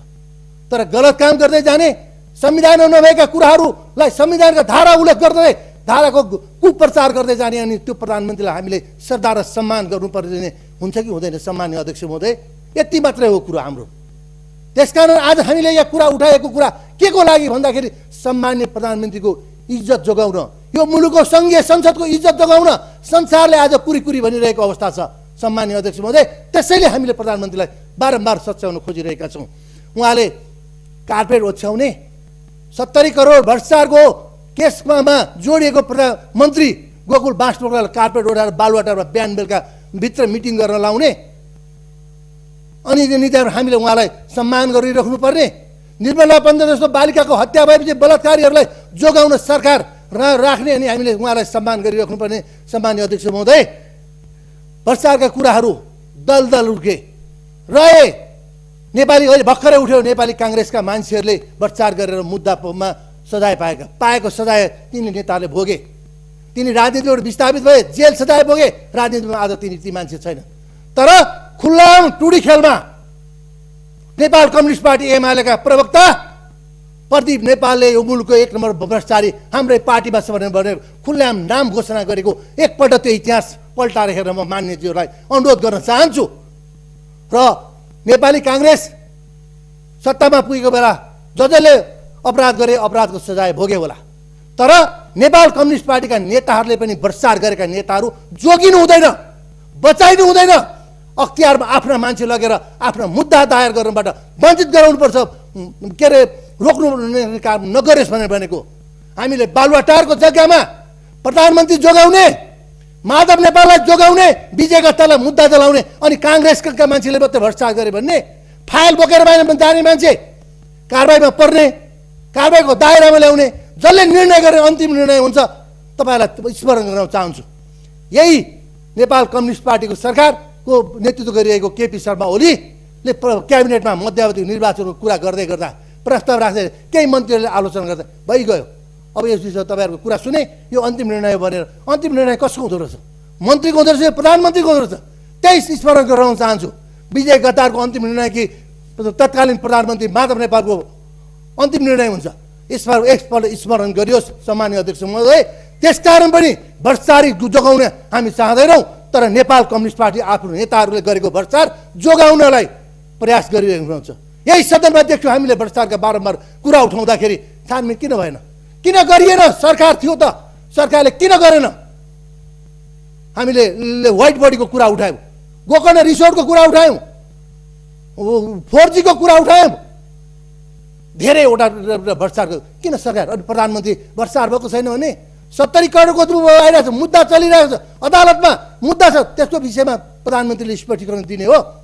त्यसकारण प्रधानमन्त्रीको कदम असंवैधानिक त्यो पनि हो। अर्को माननीय समय सिद्धिनलाई जानकारी गराउँछ। र रेल ल्याउँछु भन्नुभएको थियो, रेल आयो, हामीले चढिरहेको छौँ। त्यसकारण केपी ओलीलाई किन नसम्झने? पानी जहाज आयो, पानी जहाज हामीले चढिरहेको छौँ, टिकट काटेको छौँ। पुस 16 गते कहिले टिकट काट्नु भन्नुहुन्थ्यो, त्यो 2टा पुस 16 गते गइसक्यो, किन नसम्झिने? यत्रो ऐतिहासिक काम गरेको प्रधानमन्त्री केपी शर्मा ओलीलाई हामीले सम्झिनु पर्दैन? त्यसकारण सम्झेका हौँ प्रधानमन्त्रीलाई हामीले। त्यसकारण आज म अन्तिममा भन्न चाहन्छु, सम्माननीय अध्यक्षज्यू, अहिले पनि प्रधानमन्त्री सचिनुहोस्। तपाईँलाई हाम्रो सेल्युट छ। धन्यवाद। जय नेपाल। माननीय जगप्रसाद शर्मा, समय 8 मिनट। यसपछि मान्य शेखर कुमार सिंह।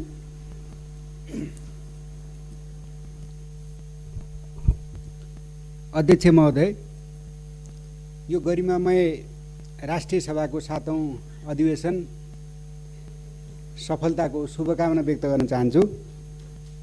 यो 7औं अधिवेशनमा नेपालको राजनीतिक परिवर्तनमा झन्डै 6 6 दशक बढी एउटा भूमिका खेल्ने वामदेव गौतम, मान्य वामदेव गौतम यो सभामा समाहित हुनुभएको छ। उहाँको कार्यकाल सफलताको शुभकामना व्यक्त गर्न चाहन्छु। अध्यक्ष महोदय, यति बेला अन्तर्राष्ट्रिय रूपमा हेर्दा अमेरिकाको संसदमा ज्यान जाने गरी एउटा घटना घटेको छ। नेपालमा राजनीतिक हिसाबले ठुलो तरङ्ग पैदा हुने गरी प्रतिनिधि सभा, जनताको सार्वभौम थलो निर्वाचित प्रतिनिधि सभा विघटन भएको छ। यसले देशव्यापी रूपमा एउटा नयाँ तरङ्ग पैदा गरेको छ। यो राष्ट्रिय सभाको 7औं अधिवेशन सुरुदेखि यसैमा केन्द्रित बहसहरू अगाडि बढिराखेका छन्। पूर्वोक्ता मान्यहरूले आफ्ना दृष्टिकोणहरू यसमा राखिराख्नु भएको छ।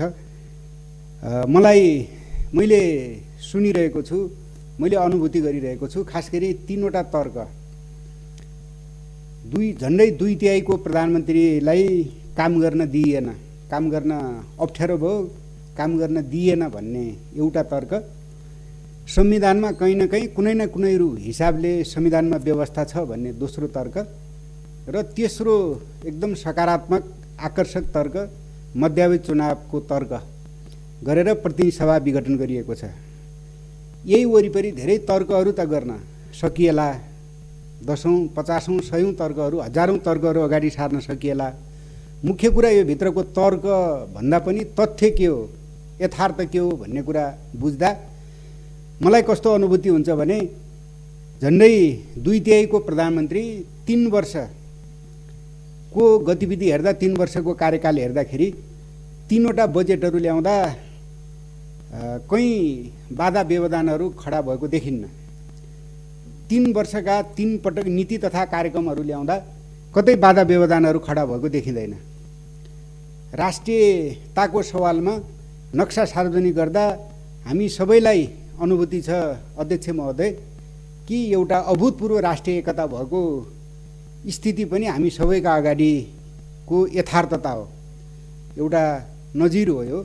यो अर्थमा कतै पनि जस्तो काम गर्न नदिएको भन्ने कुरा तथ्यले तर्क गर्न सकेला, तथ्यले कतै पनि प्रमाणित गर्छ जस्तो मलाई लाग्दैन। त्यो चाहे पार्टीभित्र जुन ठुलो एउटा शक्तिशाली पार्टीले पनि उहाँलाई काम गर्न नदिएको तथ्य त्यस्तो फेला पर्दैन, देखिँदैन। संसदभित्र आउँदा, प्रतिनिधि सभा, राष्ट्रिय सभा अथवा समग्र संसदभित्र आउँदा सत्तापक्ष प्रतिपक्ष, मुख्यतः प्रतिपक्षले काम गर्न नदिएको स्थिति पनि जस्तो देखिँदैन। त्यसकारण यो केवल तर्क मात्रै हो, तथ्य यो भित्र कतै पनि फेला पर्दैन। मलाई पहिलो कुरा यस्तो लाग्छ। दोस्रो कुरा, संविधानले कहीँ न कहीँ कुनै न कुनै हिसाबले यो व्यवस्था गरेको छ र संविधानले दिएको अधिकार प्रयोग गरेर प्रतिनिधि सभा विघटन गरियो भन्ने तर्क अगाडि जो सारिएको छ। 47 सालको संविधानमा निश्चय पनि त्यो व्यवस्था थियो। 62-63 को आन्दोलनपछि, जनयुद्ध, जनआन्दोलनपछि संविधान सभापछि बनेको नयाँ संविधान जुन समाजवाद उन्मुख सङ्घीय लोकतान्त्रिक गणतन्त्रको संविधान जो छ, त्यो संविधानको धारा 76 भित्र उपधाराका 5वटा बुँदाहरूमा कहीँ पनि त्यस्तो देखिन्न जो पटक पटक यहाँ व्याख्या हुने गरिसकेको छ। यो अर्थमा कहीँ देखिँदैन। यसर्थ यसलाई कहीँ न कहीँ नियत के हो त्यो भोलिका घटनाक्रमहरूले प्रश्न पार्ला र संविधान मिचेर संविधानमा हुँदै नभएको अधिकार प्रयोग गरेर यो प्रतिनिधि सभा विघटन गरिएको छ। यो भित्र पनि यो कोणबाट हेर्दाखेरि पनि कतै तथ्य देखा पर्दैन। त्यहाँ केवल तर्क त गर्न सकिन्छ, तथ्यपट्टि हेर्दाखेरि जस्तो हामी त्यस्तो पाउँदैनौँ। र रह्यो तेस्रो कुरा, चुनाव, मध्यावधि चुनावको गुलियो आकर्षक कुरा अगाडि जो सारिएको छ, के वैशाख 17 गते र 27 गते साँच्चै चुनाव गर्ने नियतका साथ यो चुनाव घोषणा गरिएको हो या अरू कुनै नियत अथवा अरू कुनै खराबीलाई ढाकछोप गर्नको निम्ति अगाडि सारिएको। राजनीतिक हिसाबले, संवैधानिक हिसाबले, हरेक हिसाबले हेर्दाखेरि यो देशमा आउने अब 3 महिनापछि वैशाख 17 र 27 गतिकै चुनाव सम्भव छ। चुनाव गर्ने नियतका साथ अगाडि सारिएको हो त्यो भन्ने कुरा हेर्दाखेरि जस्तो कतैबाट पनि त्यो विश्वास गर्ने आधार देखिँदैन। यसले समग्रमा जस्तो के कुरा भन्न सकिन्छ यो आधारमा भने कि हामीले के कुरा देख्छौँ भने स्वभावैले हामीले यतिखेर हामीले के यहाँ देख्छौँ भन्दाखेरि कि संवैधानिक हिसाबले, राजनीतिक हिसाबले यो कदम प्रतिगामी कदम हो, असंवैधानिक कदम हो।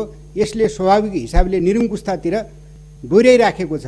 नियत इन्टेन्सन जेसुकै होस्, यसको परिणाम भनेको निरङ्कुशतातिर छ र स्वेच्छाचारितातिर छ। त्यसकारण यो कदमलाई सच्याउनुपर्छ भन्ने कुरा म यहाँबाट अनुरोध गर्न चाहन्छु अध्यक्ष महोदय। र त्यसको साथसाथै यहाँ विभिन्न कोणबाट बहस छलफलहरू जो ढङ्गले हुने गरिराखेका छन्, खास गरी यो व्यवस्था खराब हो या व्यक्ति खराब हो, खास गरी यो संविधान खराब हो या यो संविधान कार्यान्वयन गर्ने सरकार या शासक खराब हो। र अहिले यतिखेर जस्तो हामी सङ्घीयता, नयाँ ढङ्गले सङ्घीयतामा गएका थियौँ, राज्यको पुनर्संरचना गरेर सङ्घीयतामा गएका थियौँ।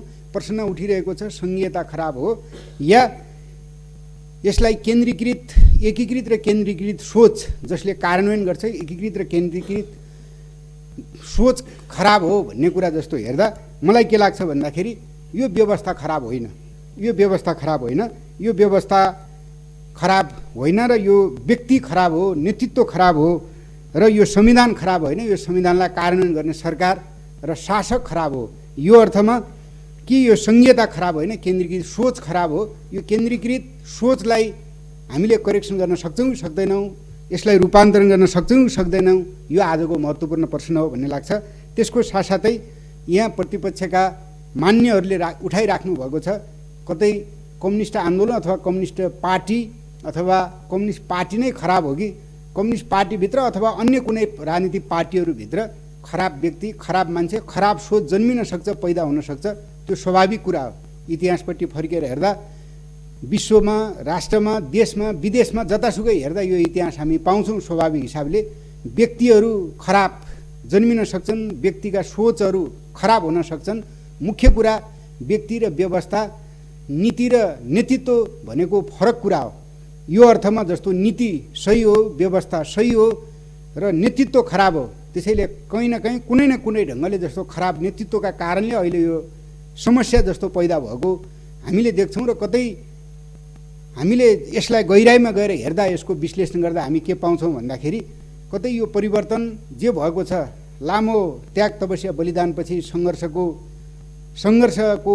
एउटा सङ्घर्षको रिजल्ट, परिणाम, जे उपलब्धि हामीले प्राप्त गरेका छौँ र त्यो उपलब्धिलाई ठिक ढङ्गले संरक्षण गर्ने र ठिक ढङ्गले अगाडि बढाउने नेतृत्वमा कहीँ न कहीँ नेतृत्वको सोचमा, नेतृत्वको कार्यशैलीमा समस्या भएका कारणले यो समस्या जस्तो पैदा भएको भन्ने कुरा म राख्न चाहन्छु। र अन्तमा मैले के कुरा राख्न चाहन्छु भने यतिखेर संविधान मिचिएको छ, राजनीतिक हिसाबले मतलब प्रतिगामी कदम चालिएको छ, यसलाई सच्याइनुपर्छ। यो सच्याउनका निम्ति खास गरी देश, जनता र भावी पुस्ताका निम्ति हामी सच्चिने आत्मालोचना गर्ने कुरा हामीले आँट गर्नुपर्छ, साहस गर्नुपर्छ। हिजो अस्ति कयौँ मान्यहरूले यहाँ भन्नुभएको छ, मान्य सदस्यहरूले भन्नुभएको छ कि यतिखेर जसले एउटा अवसर पाएको छ, धेरै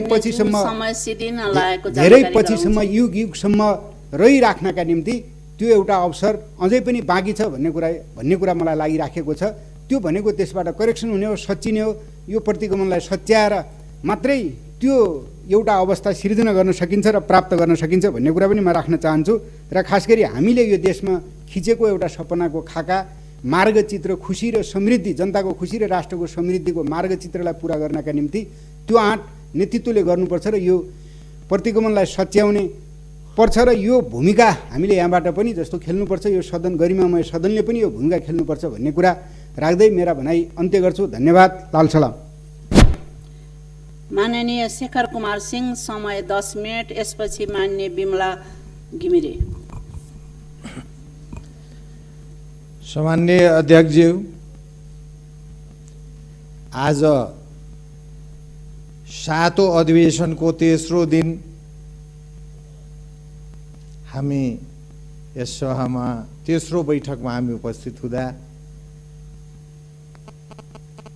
सामान्य अध्यक्षजी, सामान्य उपाध्यक्षजी, सरकारका मन्त्रीज्यूहरू लगायत हाम्रा मान्य साथीहरूलाई शुभकामना दिन चाहन्छु। सँगै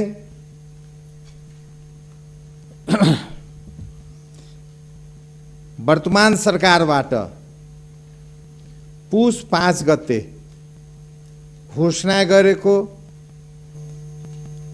असंवैधानिक अलोकतान्त्रिक ढङ्गबाट प्रतिनिधि सभा भङ्ग गरिएकोमा जनता समाजवादी पार्टी तर्फबाट हाम्रो घोर आपत्ति छ, हामी घोर विरोध गर्दछु। सँगै सामान्य महोदय, जुन कुरोको जुन घरको निबै कमजोर हुन्छ त्यो घर त निश्चितै कमजोर हुन्छ। जुन दिन यो घर बन्न लागेको थियो, यथावत यो संविधान बन्न लागेको थियो, त्यो दिन हामी पनि मोर्चाका पार्टीका एउटा पार्ट थियौँ। हामीसँग छलफल गर्दा बोलाउनु भएका त्यति तात्कालीन व्यक्तित्वहरूलाई, तात्कालीन संविधान निर्माणकर्तालाई हामी आग्रहपूर्वक भनेका थियौँ, तपाईँहरू त संविधान बनाइराख्नु भएको छ, यो संविधानमा नेपाल र नेपाली र समग्र देशको दीपावली होस्, यसलाई नबिर्सनु होला। बनाउँदै गर्दा उहाँहरूले बनाउँदा जाँदै जाँदै आफ्नो दाजुभाइलाई नै, एक पाटको दाजुभाइलाई नै बिर्सेर उहाँहरू अगाडि बढेर जानुभयो। के को हतार थियो होला मैले सम्झन सकिनँ। हतार सायद एउटै कुरोको होला, जो मेरो पालोमा संविधान जारी होस् कि अर्को पालोमा नहोस्, तर उहाँहरूले यो विचार पुर्याउनु भएन। तात्कालीन अवस्थामा यही भूगोलका एउटा पुरै सिङ्गै पाठ हामी छोडेर हिँडिराखेका छौँ। त्यसै कारणले हामी त सुरुमै भनेका थियौँ, संविधान जलाउन गएका थिएनौँ, हामी संविधान च्यात्न पनि हामी गएका थिएनौँ, तर हाम्रो आग्रहपूर्ण ढङ्गबाट सबै ठाउँमा भन्दै आएको थियो, यो संविधानले सच्याउनुहोस्, हामीहरू पनि तपाईँहरूकै दाजुभाइ हुँ, कतै छुट्टैबाट आएको छैन। तर केही सुधारात्मक कुराहरू पनि सुन्नु भएको पनि होइन, भएको पनि हो। हामी सहयोग पनि गरेका हौँ, हामी सरकारमा पनि गयौँ, नगया होइन। त्यही संविधानमा हाम्रो उपस्थिति सम्मानपूर्वक जनबाट होला भनेर हामी सहभागी पनि भयौँ। तर आन्तरिक खेल हो कि के हो त्यो पनि हुन पाएन। तर त्यसै कारणले म यो भन्दै गरिरहेको छु, हाम्रो पार्टी पनि भन्दै गरिरहेको छ, यो संविधानमै सुरुमै धोका भयो। आज होइन, सुरुमै धोका भयो। त्यो दिनले पनि हामी सम्झेर अगाडि जानै पर्छ। र अझ पनि केही बित्या छैन। म पुनः यी सदन मार्फत, सामान्यज्यू मार्फत म आग्रहपूर्वक ढङ्गले म भन्न चाहन्छु, हामी दाजुभाइहरूले पनि तपाईँहरू आफ्नै साथमा सम्झेर राख्नुहोस्। हामी पनि यसै भूगोलका छौँ, अरू भूगोलका होइन। त्यो अब निश्चितै केही न केही ध्यान जाला सबैजनाको, म विश्वास छु र हुनु पनि पर्छ। सँगै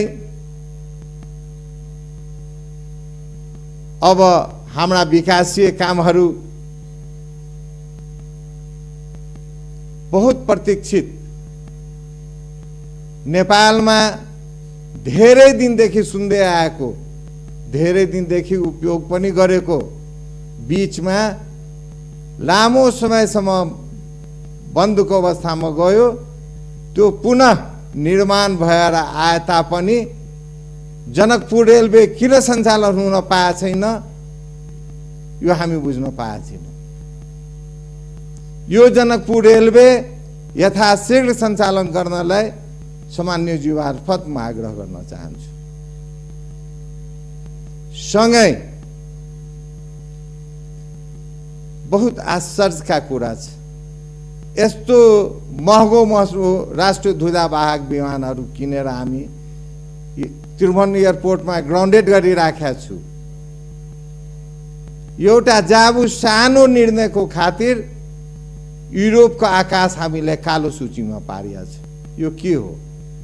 सुन्न त हामी धेरै दिनदेखि सुन्दै आएको छु, यो कुनै खोला छैन अहिलेसम्म।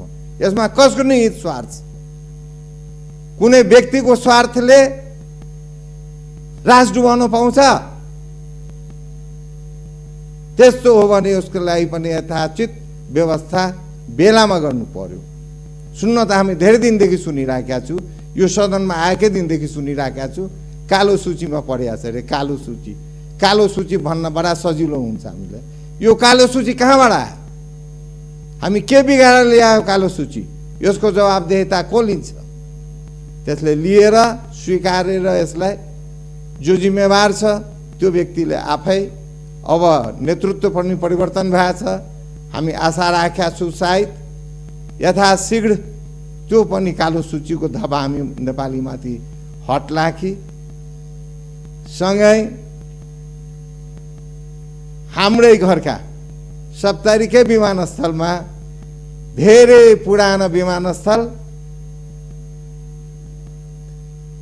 माननीय गणेश मानजी मन्त्री हुँदाखेरि उद्घाटन गरेका विमानस्थल बन्द खुलाको खेल हुँदाहुँदै बल्ल यसले एयरपोर्टहरू पनि पिच भएर चलेको छ। अब चाहिँ जहाज धनीहरूको खेलको चपेटामा हामी परिराखेका छौँ। राजविहाजबाट विराटनगर एयर डिस्टेन्स पनि बढी।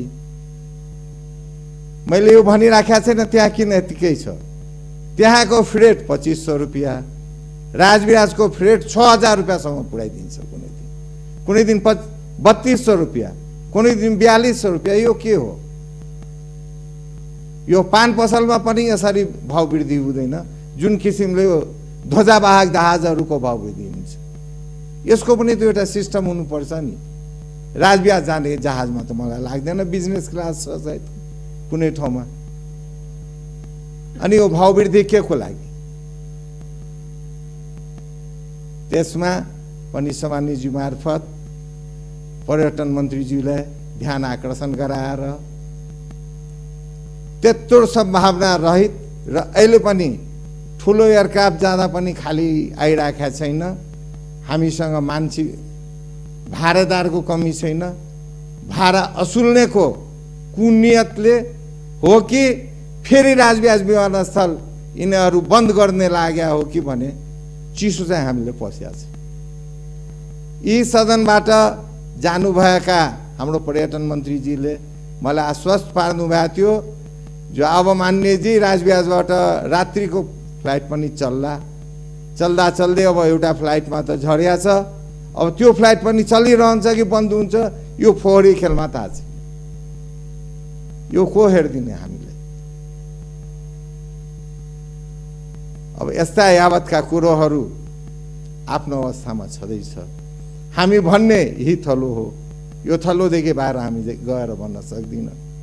यो थलोमा भन्दै हामी जो भनिया छु यसको छिटोदेखि छिटो समाधान होस् र माघ आउने लागेको छ। सामान्य अध्यक्षज्यू, बर्खायाम आउँदा ढिलो हुँदैन।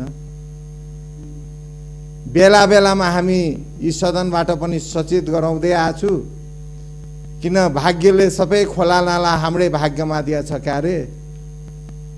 अब के गर्ने, नसिबमा त्यही लेख्या थियो, त्यही डिलमा पुग्यौँ जन्मनलाई। अब त्यसमा अहिलेदेखि नै सबै सरकारको ध्यान पुगोस् भनेर पनि म विनम्र आग्रह गर्न चाहन्छु। सँगै तपाईहरूको समय दिनुभयो, यावतका समयहरू धेरै छन्। मैले अहिलेको समयमा अरू केही महत्त्वपूर्ण कुरोहरू रहन्छ भने पटक पटक गरौँला नै।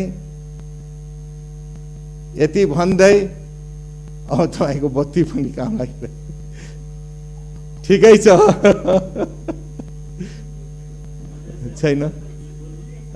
ठिकै छ। अब चाहिँ यस्तै गरिरह्यो भने त यो विकासीय योजनाहरू पनि वैशाख नलाइकन तल झर्दैन, स्थानीय सरकार कहाँ पुग्दैन। यो के नियत भइराखेको छ? यो विकासीय काम गर्ने कि नगर्ने हो भने वैशाखमा त्यो पनि बजेटमा पठाइदिउँ।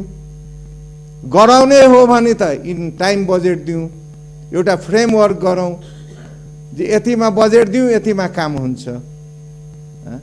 वैशाखको अन्तिम साता अथवा जेठको पहिलो साता बजेट जान्छ अनि भन्छ काम गर।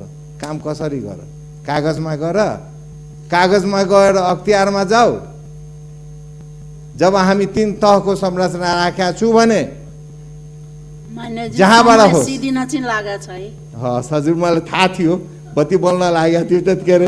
तापनि यो स्थानीय तहको बजेटको सुनिश्चितता भएर टाइममा जाओस् भन्दै आफ्नो 2 शब्द यहीँ अन्त गर्छु। धन्यवाद।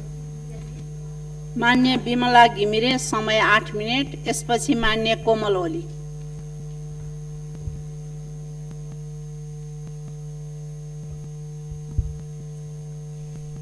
सम्माननीय अध्यक्षज्यू, यो गरिमामय 7औं अधिवेशनमा म सर्वप्रथम यो व्यवस्था ल्याउनका निम्ति आफ्नो ज्यानको आहुति दिने ती वीर अमर शहीदहरूप्रति भावपूर्ण श्रद्धाञ्जली अर्पण गर्न चाहन्छु, जसले यो आन्दोलनका निम्ति आफ्नो परिवार भन्दा राष्ट्र र राष्ट्रियताका निम्ति सङ्घर्ष गर्दै गर्दा विभिन्न बेलामा घाइते अपाङ्गहरू भई जीवनयापन गरिरहनु भएको छ। यस्ता घाइतेहरूको शीघ्र स्वास्थ्य लाभको कामना गर्न चाहन्छु र यो व्यवस्था ल्याउनका निम्ति नेतृत्व गर्नुहुने हाम्रा अग्रजहरूप्रति म सम्मान व्यक्त गर्न चाहन्छु।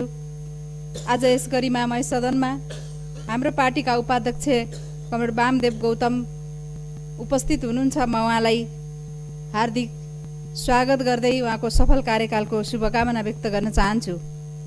आज यस सदनमा उभिएर बोल्दै गर्दा हामी अत्यन्तै पीडाबोध गरिरहेका छौँ र एकपटक मलाई नेपाली महिला आन्दोलन र यसका उपलब्धिहरू स्मरण गर्न मन लागिरहेको छ।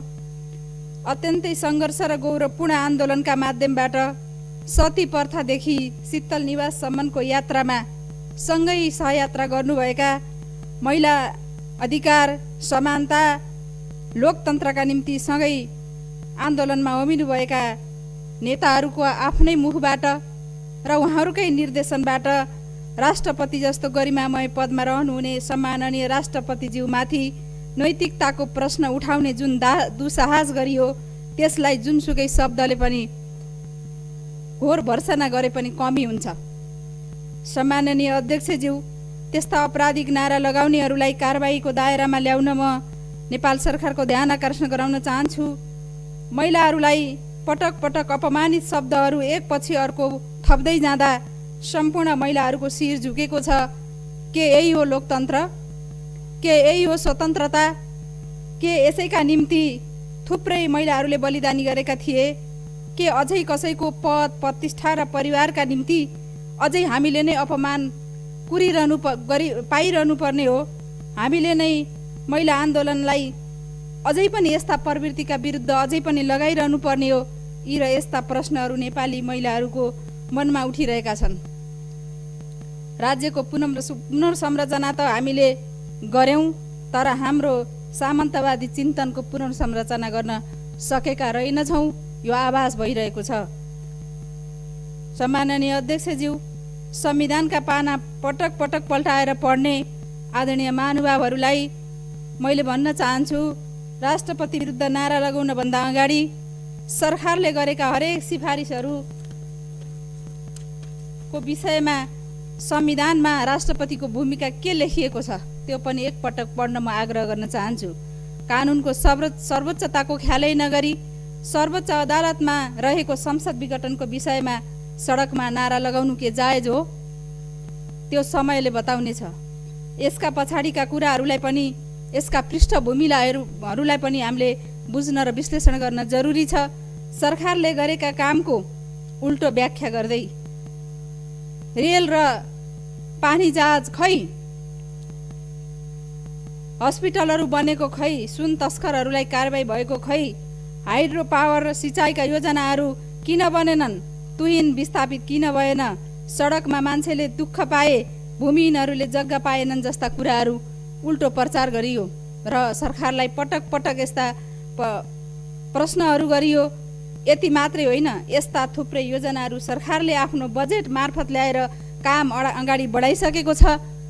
यो पनि जानकारी लिनका निम्ति म सडकमा नारा लगाउने साथीहरूलाई आग्रह गर्न चाहन्छु। यो त सबैले देखेकै कुरा हो। त्यति मात्र होइन, नेपाली भूमि जो भारतले कब्जा गरिरहेको थियो, कालापानी, लिपुलेक र लिम्पुयाधुरालाई समेट्ने गरी संविधान संशोधन र नक्सा प्रकाशन गर्ने त्यसको अगुवाई कसले गर्यो? त्यही गरे बापत आफ्नै दलबाट पद मुक्त गराउने खेलमा को सामेल भए? यो त जनताको नजरमा छिपेको छैन नि। म नेपाली काङ्ग्रेसका नेता चन्द्र भण्डारीको अन्तर्वार्ता स्मरण गर्न चाहन्छु। उहाँले त्यति बेला अन्तर्वार्ता दिँदै गर्दा मलाई त्यति विश्वास लागेको थिएन। उहाँले भनेका कुरा म स्मरण गर्न चाहन्छु, तर अहिले त्यसलाई हामीले सम्झिन मात्रै होइन, बुझ्न पनि बाध्य भयौँ। उहाँले यस्तै यी र यस्तै काम गर्नेहरू, लोकतन्त्र गणतन्त्रका निम्ति काम गर्नेहरू, आफ्नो देशका निम्ति काम गर्नेहरूको नियति फेरि पनि यस्तै हुन्छ भनेर त्यो अन्तर्वार्तामा भनिरहेको मलाई स्मरण गर्न मन लागेको छ। म उहाँलाई सम्मान पनि गर्न चाहन्छु। उहाँले त्यो बुझेर त्यति बेला अन्तर्वार्ता दिनुभएको रहेछ। जसले समावेशिता, लोकतन्त्र गणतन्त्रका लागि आफ्नो जीवनको सम्पूर्ण शक्ति लगायो, ती अधिकारलाई संविधानमा लिपिबद्ध गर्यो, संविधान कार्यान्वयनमा प्रतिबद्धता व्यक्त गरिरहेको छ, उसैप्रति संविधान विरोधी, प्रतिगामी लगायतका आरोपहरू किमार्थ मान्य हुन सक्दैनन्। हिजो छिमेकीको मुख हेरेर आफ्नो देशको बारेमा बोल्न नसक्ने नेताहरू अहिले राष्ट्रवादी हुने? हिजो आवधिक निर्वाचनमा जाने कुरा, जनताबाट अनुमोदित हुने कुरा कसरी प्रतिगमन हुन्छ? यसको जवाब सार्वभौम जनताले दिनेछन्। यो सबै मिलेर यसको व्यवस्था बचाउन र बलियो बनाउनका निम्ति लागौँ, म हार्दिक अनुरोध गर्न चाहन्छु। हिजो नेपाली महिला आन्दोलनको एउटा सिलसिलामा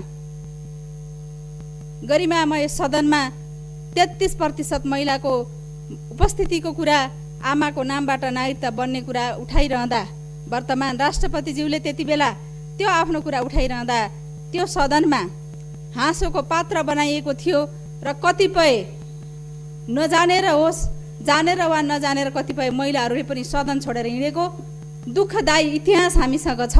तर पनि त्यसको निरन्तरता र 62-63 को जनआन्दोलनले ल्याएको एउटा जुन उपलब्धि हो, त्यो उपलब्धिलाई संस्थागत गर्ने क्रममा हामी यहाँ छौँ।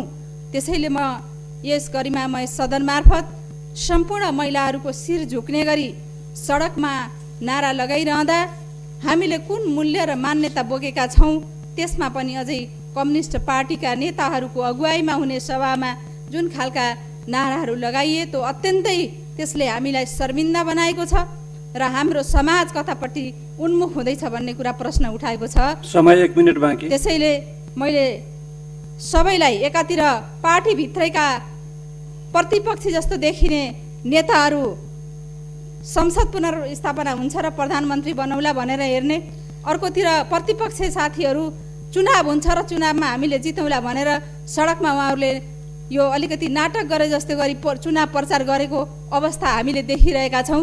त्यसैले हामी जे जसरी भए पनि निर्वाचनमा भाग लिनका निम्ति म सबैजनालाई हार्दिक आग्रह गर्दै आफ्नो भनाइ अन्त्य गर्छु। हस्त, धन्यवाद, नमस्कार। माननीय कोमल ओली, समय 8 मिनेट। यसपछि माननीय भगवती न्यौपाने।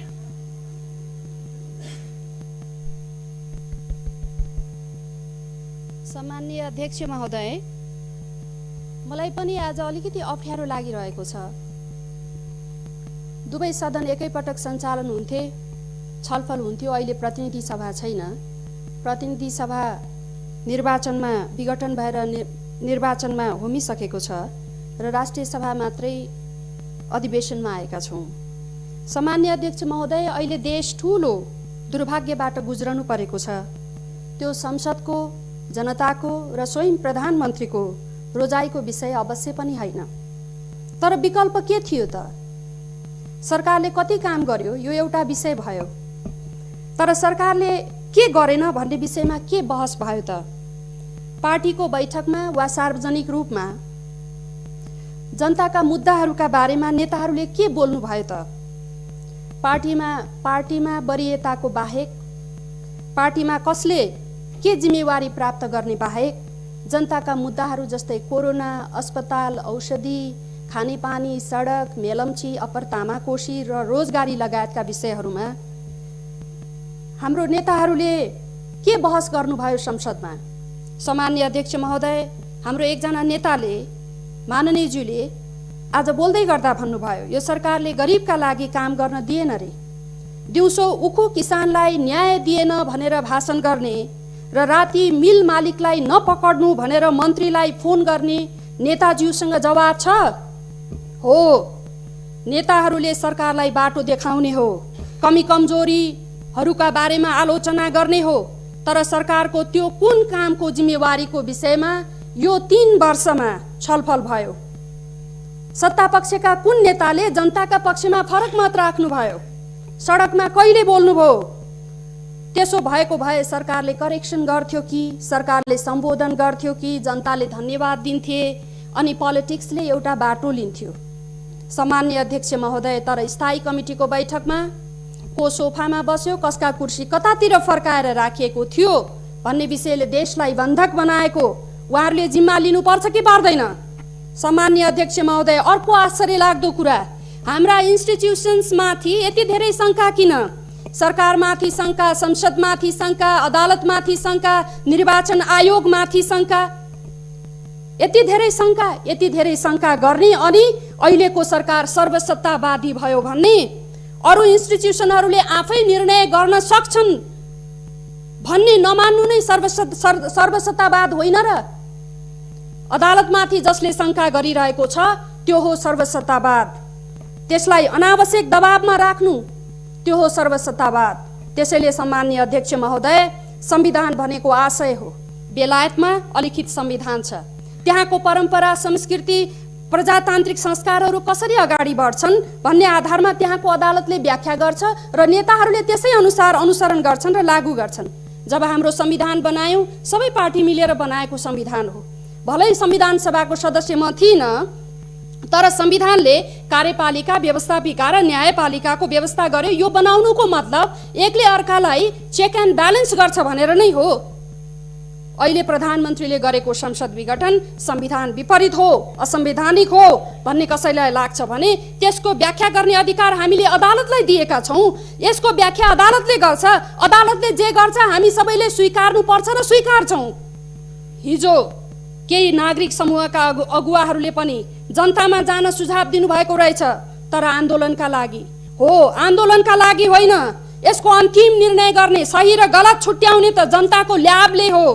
त्यसैले पिपुलको ल्याबमा जानु, परीक्षणमा जाने कुरा कसरी असंवैधानिक भयो, कसरी तानाशाही भयो र कसरी अधिनायकवाद भयो? सम्मान्य अध्यक्ष महोदय, ठुलो ठुलो स्वरले कराएर चिच्याएर भन्दैमा कोही अधिनायकवादी हुँदैन। जो व्यक्ति जनतामा जान डराउँछ त्यो व्यक्तिको भित्री मनमा अधिनायकवाद र तानाशाही हुन सक्छ। जनतामा जानु तानाशाही हो, अधिनायकवाद हो भन्ने त दुनियाँका कुनै पनि राजनैतिक दर्शनमा लेखिएको छैन। सम्मान्य अध्यक्ष महोदय, फेरि अधिनायकवादीहरू जनतासँग जान्छन् कि बन्दुकसँग जान्छन्?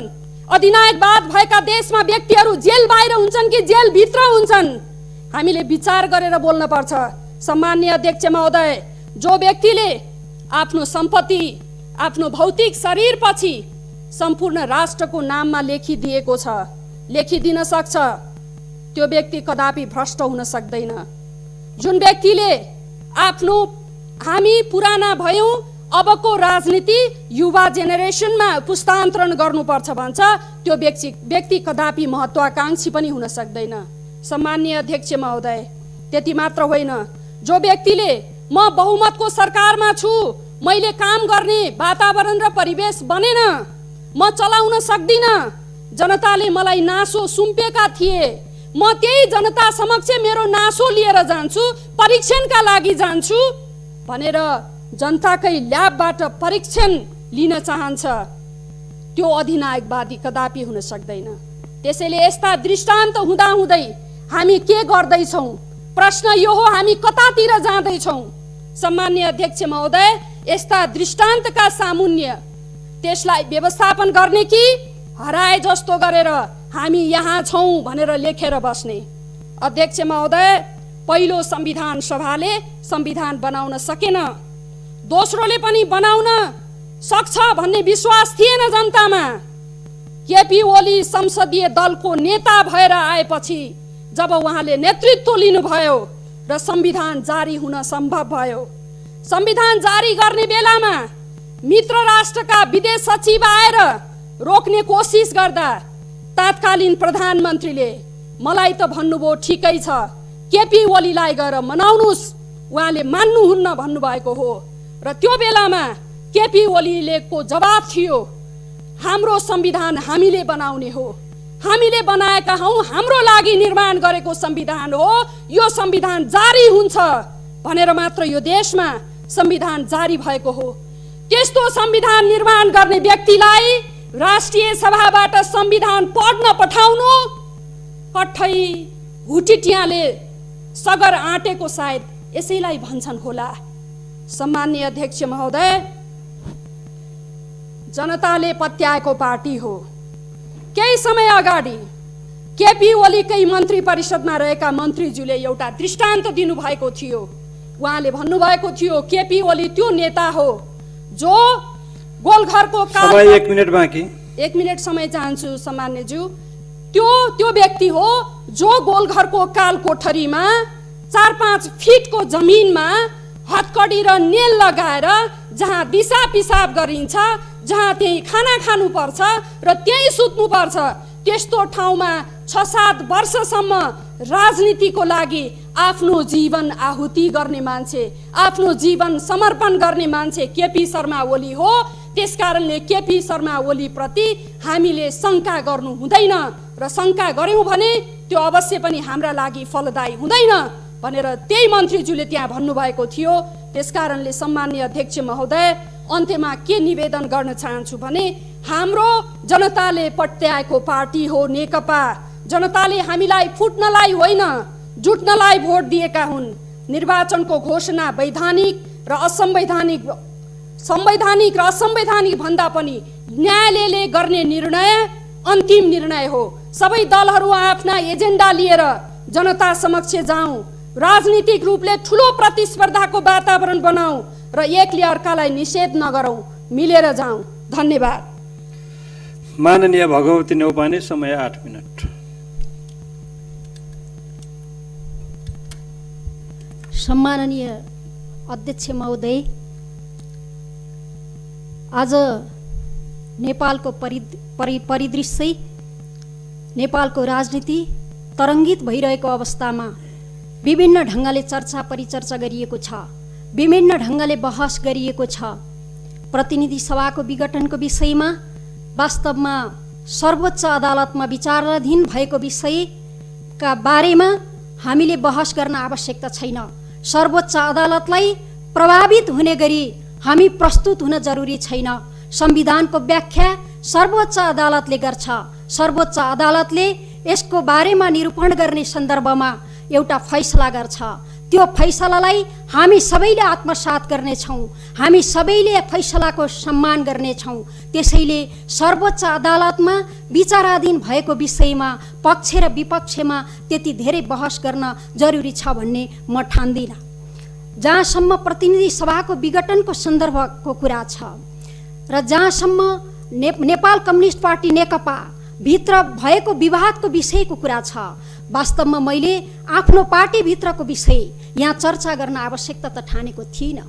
तर नेपालको राजनीतिमा मल्टी पार्टी सिस्टममा जब दलहरूभित्र प्रदूषित खेलहरू सुरु हुन्छ, जब दलहरूभित्र सरकारलाई गिराउने हरकतका विभिन्न खालका दूषित खेलहरू सुरु हुन्छ, त्यसले सिङ्गो राष्ट्रिय राजनीतिलाई प्रभाव पार्छ, त्यसले सरकार सञ्चालन गर्ने कुरालाई प्रभाव पार्छ, त्यसले सिस्टमलाई प्रभाव पार्छ, त्यस कारणले गर्दाखेरि म केही कुरा भन्न विवश छु। हिजो विगतलाई फर्किएर हेर्दा पनि 48 सालदेखिको इतिहासलाई हेर्दाखेरि पनि काङ्ग्रेसले बहुमत ल्यायो, आफ्नै कारणले सरकार ढल्यो।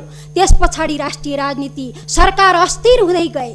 त्यसपछि जब नेपाली जनताले गत निर्वाचनमा एउटा फैसला गरे, त्यो फैसला नेपाल कम्युनिस्ट पार्टीलाई, त्यतिखेर हामी गठबन्धन गरेर चुनाव लडेका थियौँ, नेपाल कम्युनिस्ट पार्टीलाई 2/3 बहुमत दिए। 2/3 बहुमत स्थिरताका निम्ति दिएका थिए। हाम्रो पार्टी एकीकरण भयो, दुईटा शक्तिशाली कम्युनिस्ट पार्टीहरू एकीकरण भयो। सबैका सामु जगजाहेर छ, त्यो पार्टी एकीकरण भइसके पछाडि पार्टी कसरी अगाडि बढ्यो भनेर यहाँ कुरा उठ्यो।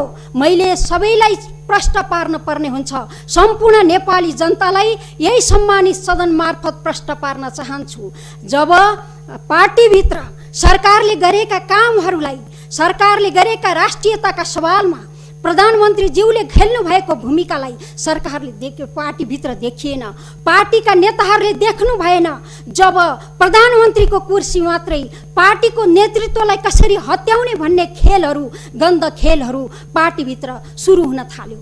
पार्टीभित्र हामीलाई थाहा छ 200 भन्दा बढी पटक प्रधानमन्त्रीलाई असफल बनाउनका निम्ति, प्रधानमन्त्रीलाई कुर्सीबाट च्युत गराउनका निम्ति छुट्टै खालका भेलाहरू सिर्जना गर्न थालिए। हाम्रो पार्टी के बहुमत र अल्पमतबाट निर्णयहरू लिने भनेर भनियो, त्यो व्यवस्था त्यो संविधानमा अहिले अन्तरिम विधानमा त्यो व्यवस्था छ कि छैन भन्ने सन्दर्भमा प्रधानमन्त्री अल्पमतमा परिसकेपछि राजीनामा दिनुपर्छ भन्ने कुरा जुन उठाइएको छ, म त्यसबारेमा प्रश्न पार्न चाहन्छु। पार्टी एकीकरण भइसकेपछि यो संक्रमणकालीन अवस्थामा बहुमत र अल्पमत भनेर टुङ्ग्याउँदाखेरि पार्टी एकीकरणले स्थायित्व पाउँदैन। त्यस कारणले बहुमत र अल्पमत होइन, 2 अध्यक्षको सहमतिमा पार्टीका निर्णयहरू अगाडि बढ्छन्। पार्टीको बैठक बोलाउँदा 2 अध्यक्षको सहमतिमा हुन्छ। अन्तरिम विधानले त्यो व्यवस्था गर्यो। अनि पार्टी एकीकरण भएका दिन, भएको बेला नेताहरूले सही गर्दा, 2 अध्यक्षले सही गर्दा अरू 2 जना नेता जो विष्णु पौडेल र जनार्दन शर्माले समेत हस्ताक्षर गरेको पेपरमा, बुँदाहरूमा सहमतिमा 2 अध्यक्षको सहमतिमा भनेर प्रावधान राखियो। त्यो एकीकरणलाई त्यो एक मजबुत बनाउनका निम्ति यो प्रावधान राखिएको थियो। बहुमत र अल्पमतले यो संक्रमणकालीन अवस्थामा नटुङ्ग्याउनका निम्ति राखिएको थियो। प्रधानमन्त्रीले बारम्बार भन्नुभएको थियो, म एउटा सिस्टमबाट निर्वाचित भएको पार्टी अध्यक्ष हो, म सिस्टमबाटै बिदा लिन्छु, महाधिवेशनबाट बिदा लिन्छु भन्नुभएको थियो। म एउटा सिस्टमबाट जनताले मत दिएर प्रधानमन्त्री भएको हो, म सिस्टमबाटै बिदा लिन्छु, म जनताको निर्वाचन पछाडि बिदा लिन्छु भनेर बारम्बार भन्नुभएको थियो। तर त्यसका बावजुद पनि अनेकौं खालका षड्यन्त्रहरू, अनेकौं खालका हरकतहरू पार्टीभित्र गरियो। पार्टीले गरेका, सरकारले गरेका कामहरूलाई केपी शर्मा ओलीले, प्रधानमन्त्रीले मात्रै जस लिने हो भन्ने जस्तो ढङ्गले बुझियो। एउटा झापा आन्दोलन, वामपन्थी आन्दोलन, सामन्तवाद विरुद्धको आन्दोलन, व्यवस्था परिवर्तन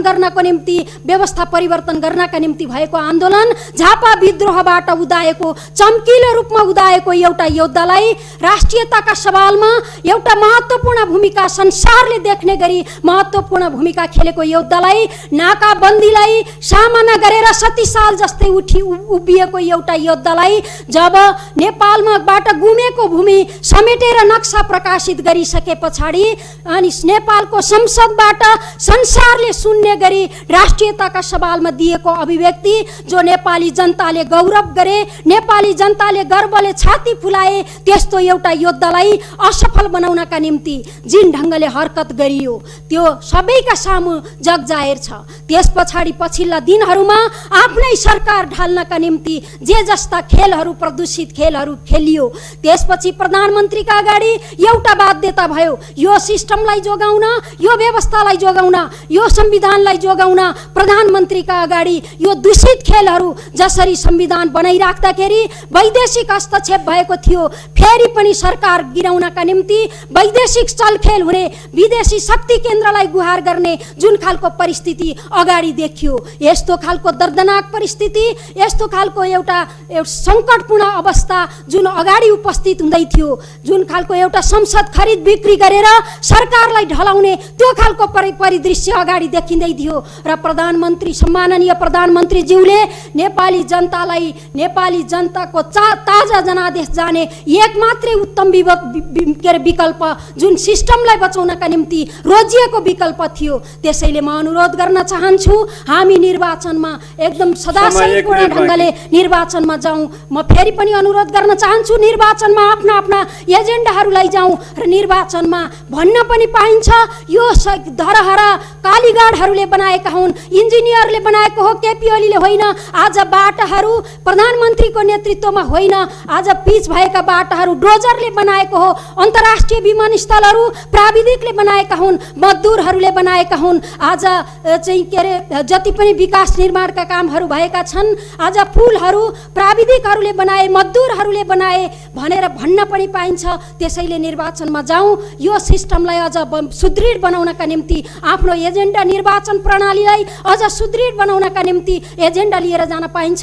म यो अनुरोध गर्दै अन्तिममा राष्ट्रपतिमाथि जुन ढङ्गले व्यवहार गरियो त्यसप्रति खेद व्यक्त गर्दछु। घृणा योग्य छ, भर्सना योग्य छ।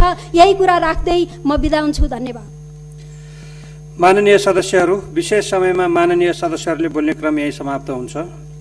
माननीय सदस्यहरू, अब म दिगो विकास तथा सुशासन समितिका माननीय सभापति तारादेवी भट्टलाई दिगो विकास तथा सुशासन समितिको वार्षिक प्रतिवेदन 2076-77 सभा समक्ष पेश गर्न समय दिन्छु।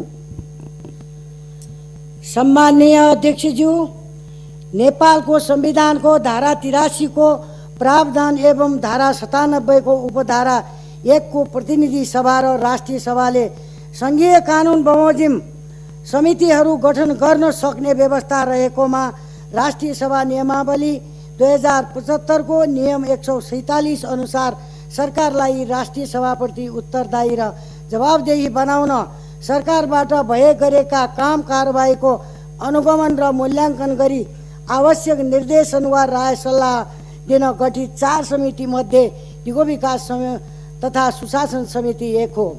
नेपाल सरकारले अख्तियार गरेको दिगो एवं सन्तुलित विकास र सुशासन प्रवर्धन यस समितिको कार्यक्षेत्र अन्तर्गत पर्दछ।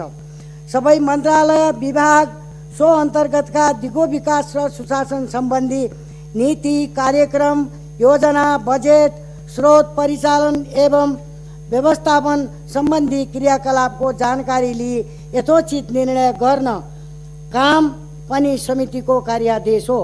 विश्वव्यापी विकासको एजेन्डाको रूपमा रहेको दिगो विकास र सार्थक विकासको पूर्व शर्तको रूपमा रहेको सुशासनको कार्यान्वयनको अवस्था सम्बन्धमा नियामक निकायको कार्य प्रक्रिया जाँच गर्ने, निर्देशन दिने सम्बन्धी निकायलाई सचेत गराउने र जवाबदेहिता प्रवर्धनमा अभिभावकीय भूमिका निर्वाह गर्नु पनि समितिको काम हो।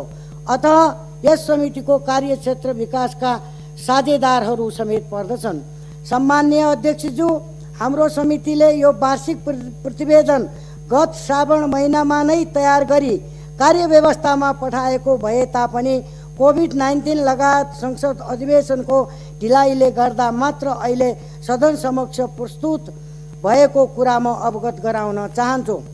सम्माननीय अध्यक्षज्यू, समितिले 7 प्रदेशमा दिगो विकास लक्ष्यहरू प्रवर्धन गर्न सांसदहरूको समूहको लागि गरिबी निवारण, लैङ्गिक समानता तथा समावेशीकरण, जलवायु परिवर्तन, स्वास्थ्य, शिक्षा र कृषि लगायतका विषयवस्तु समावेश गरी जेनेरिक र प्राविधिक विषयमा क्षमता विकास कार्यक्रम आयोजना गरेको थियो।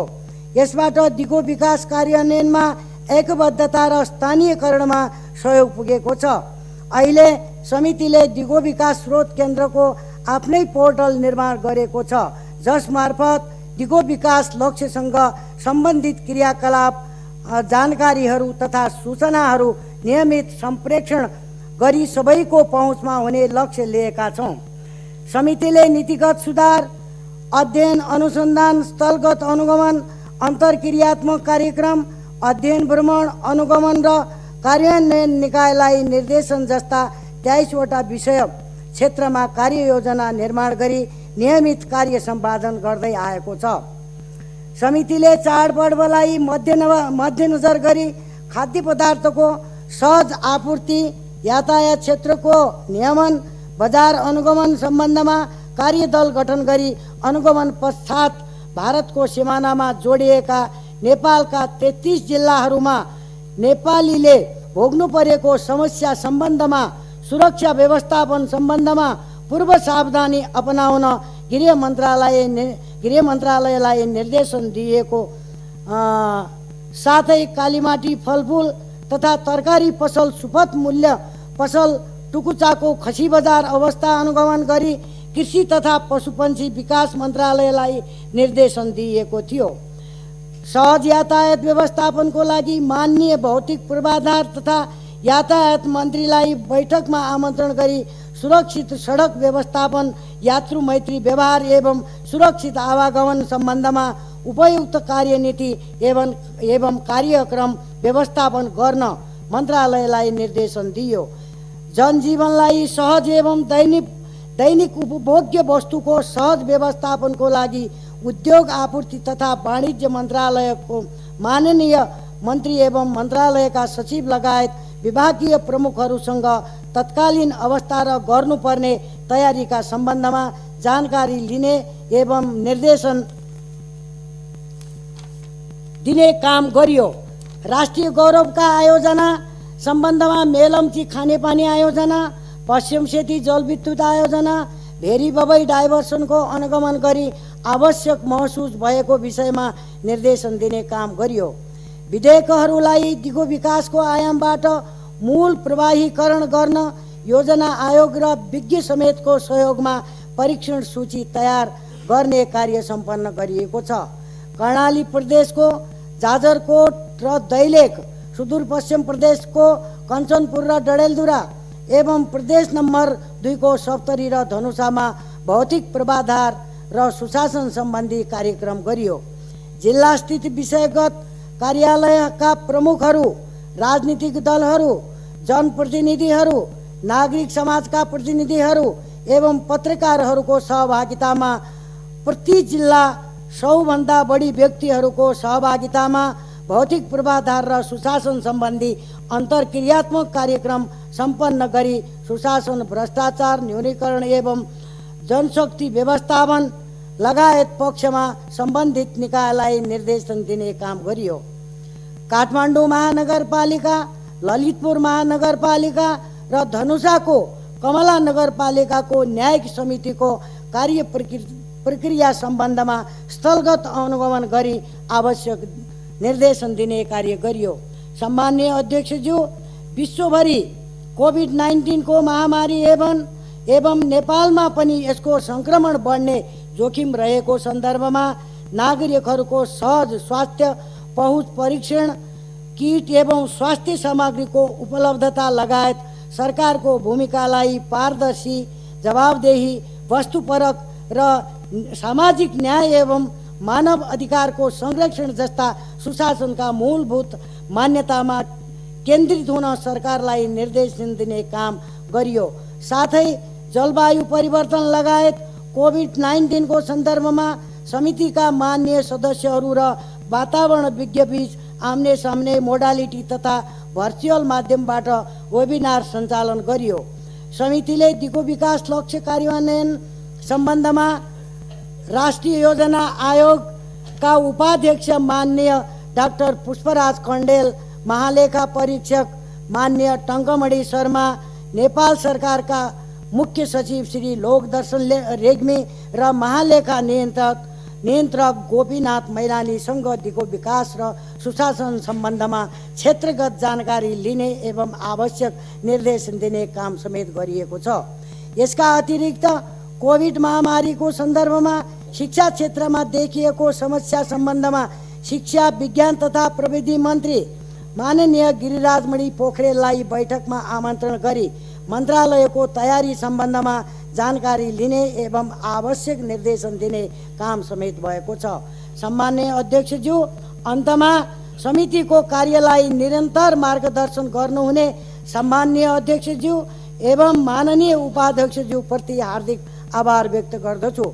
समितिको कार्यमा निरन्तर दत्तचित्तले खटिनुहुने समितिका माननीय सदस्यहरू समितिको बैठकमा उपस्थित भई हाम्रो कार्यलाई प्रत्यक्ष एवं परोक्ष रूपमा सहयोग पुर्याउनु हुने माननीय मन्त्रीज्यूहरू, प्रदेश सभाका मान्यज्यूहरू, नेपाल सरकारका कर्मचारीहरू, विषय विज्ञहरू, समितिका सचिव लगायत अन्य कर्मचारीहरू, पत्रकार मित्रहरूप्रति समिति सभापतिको तर्फबाट धन्यवाद ज्ञापन गर्दछु। यो समितिको वार्षिक प्रतिवेदन संसद समक्ष पेश गर्दछु। धन्यवाद। जय नेपाल।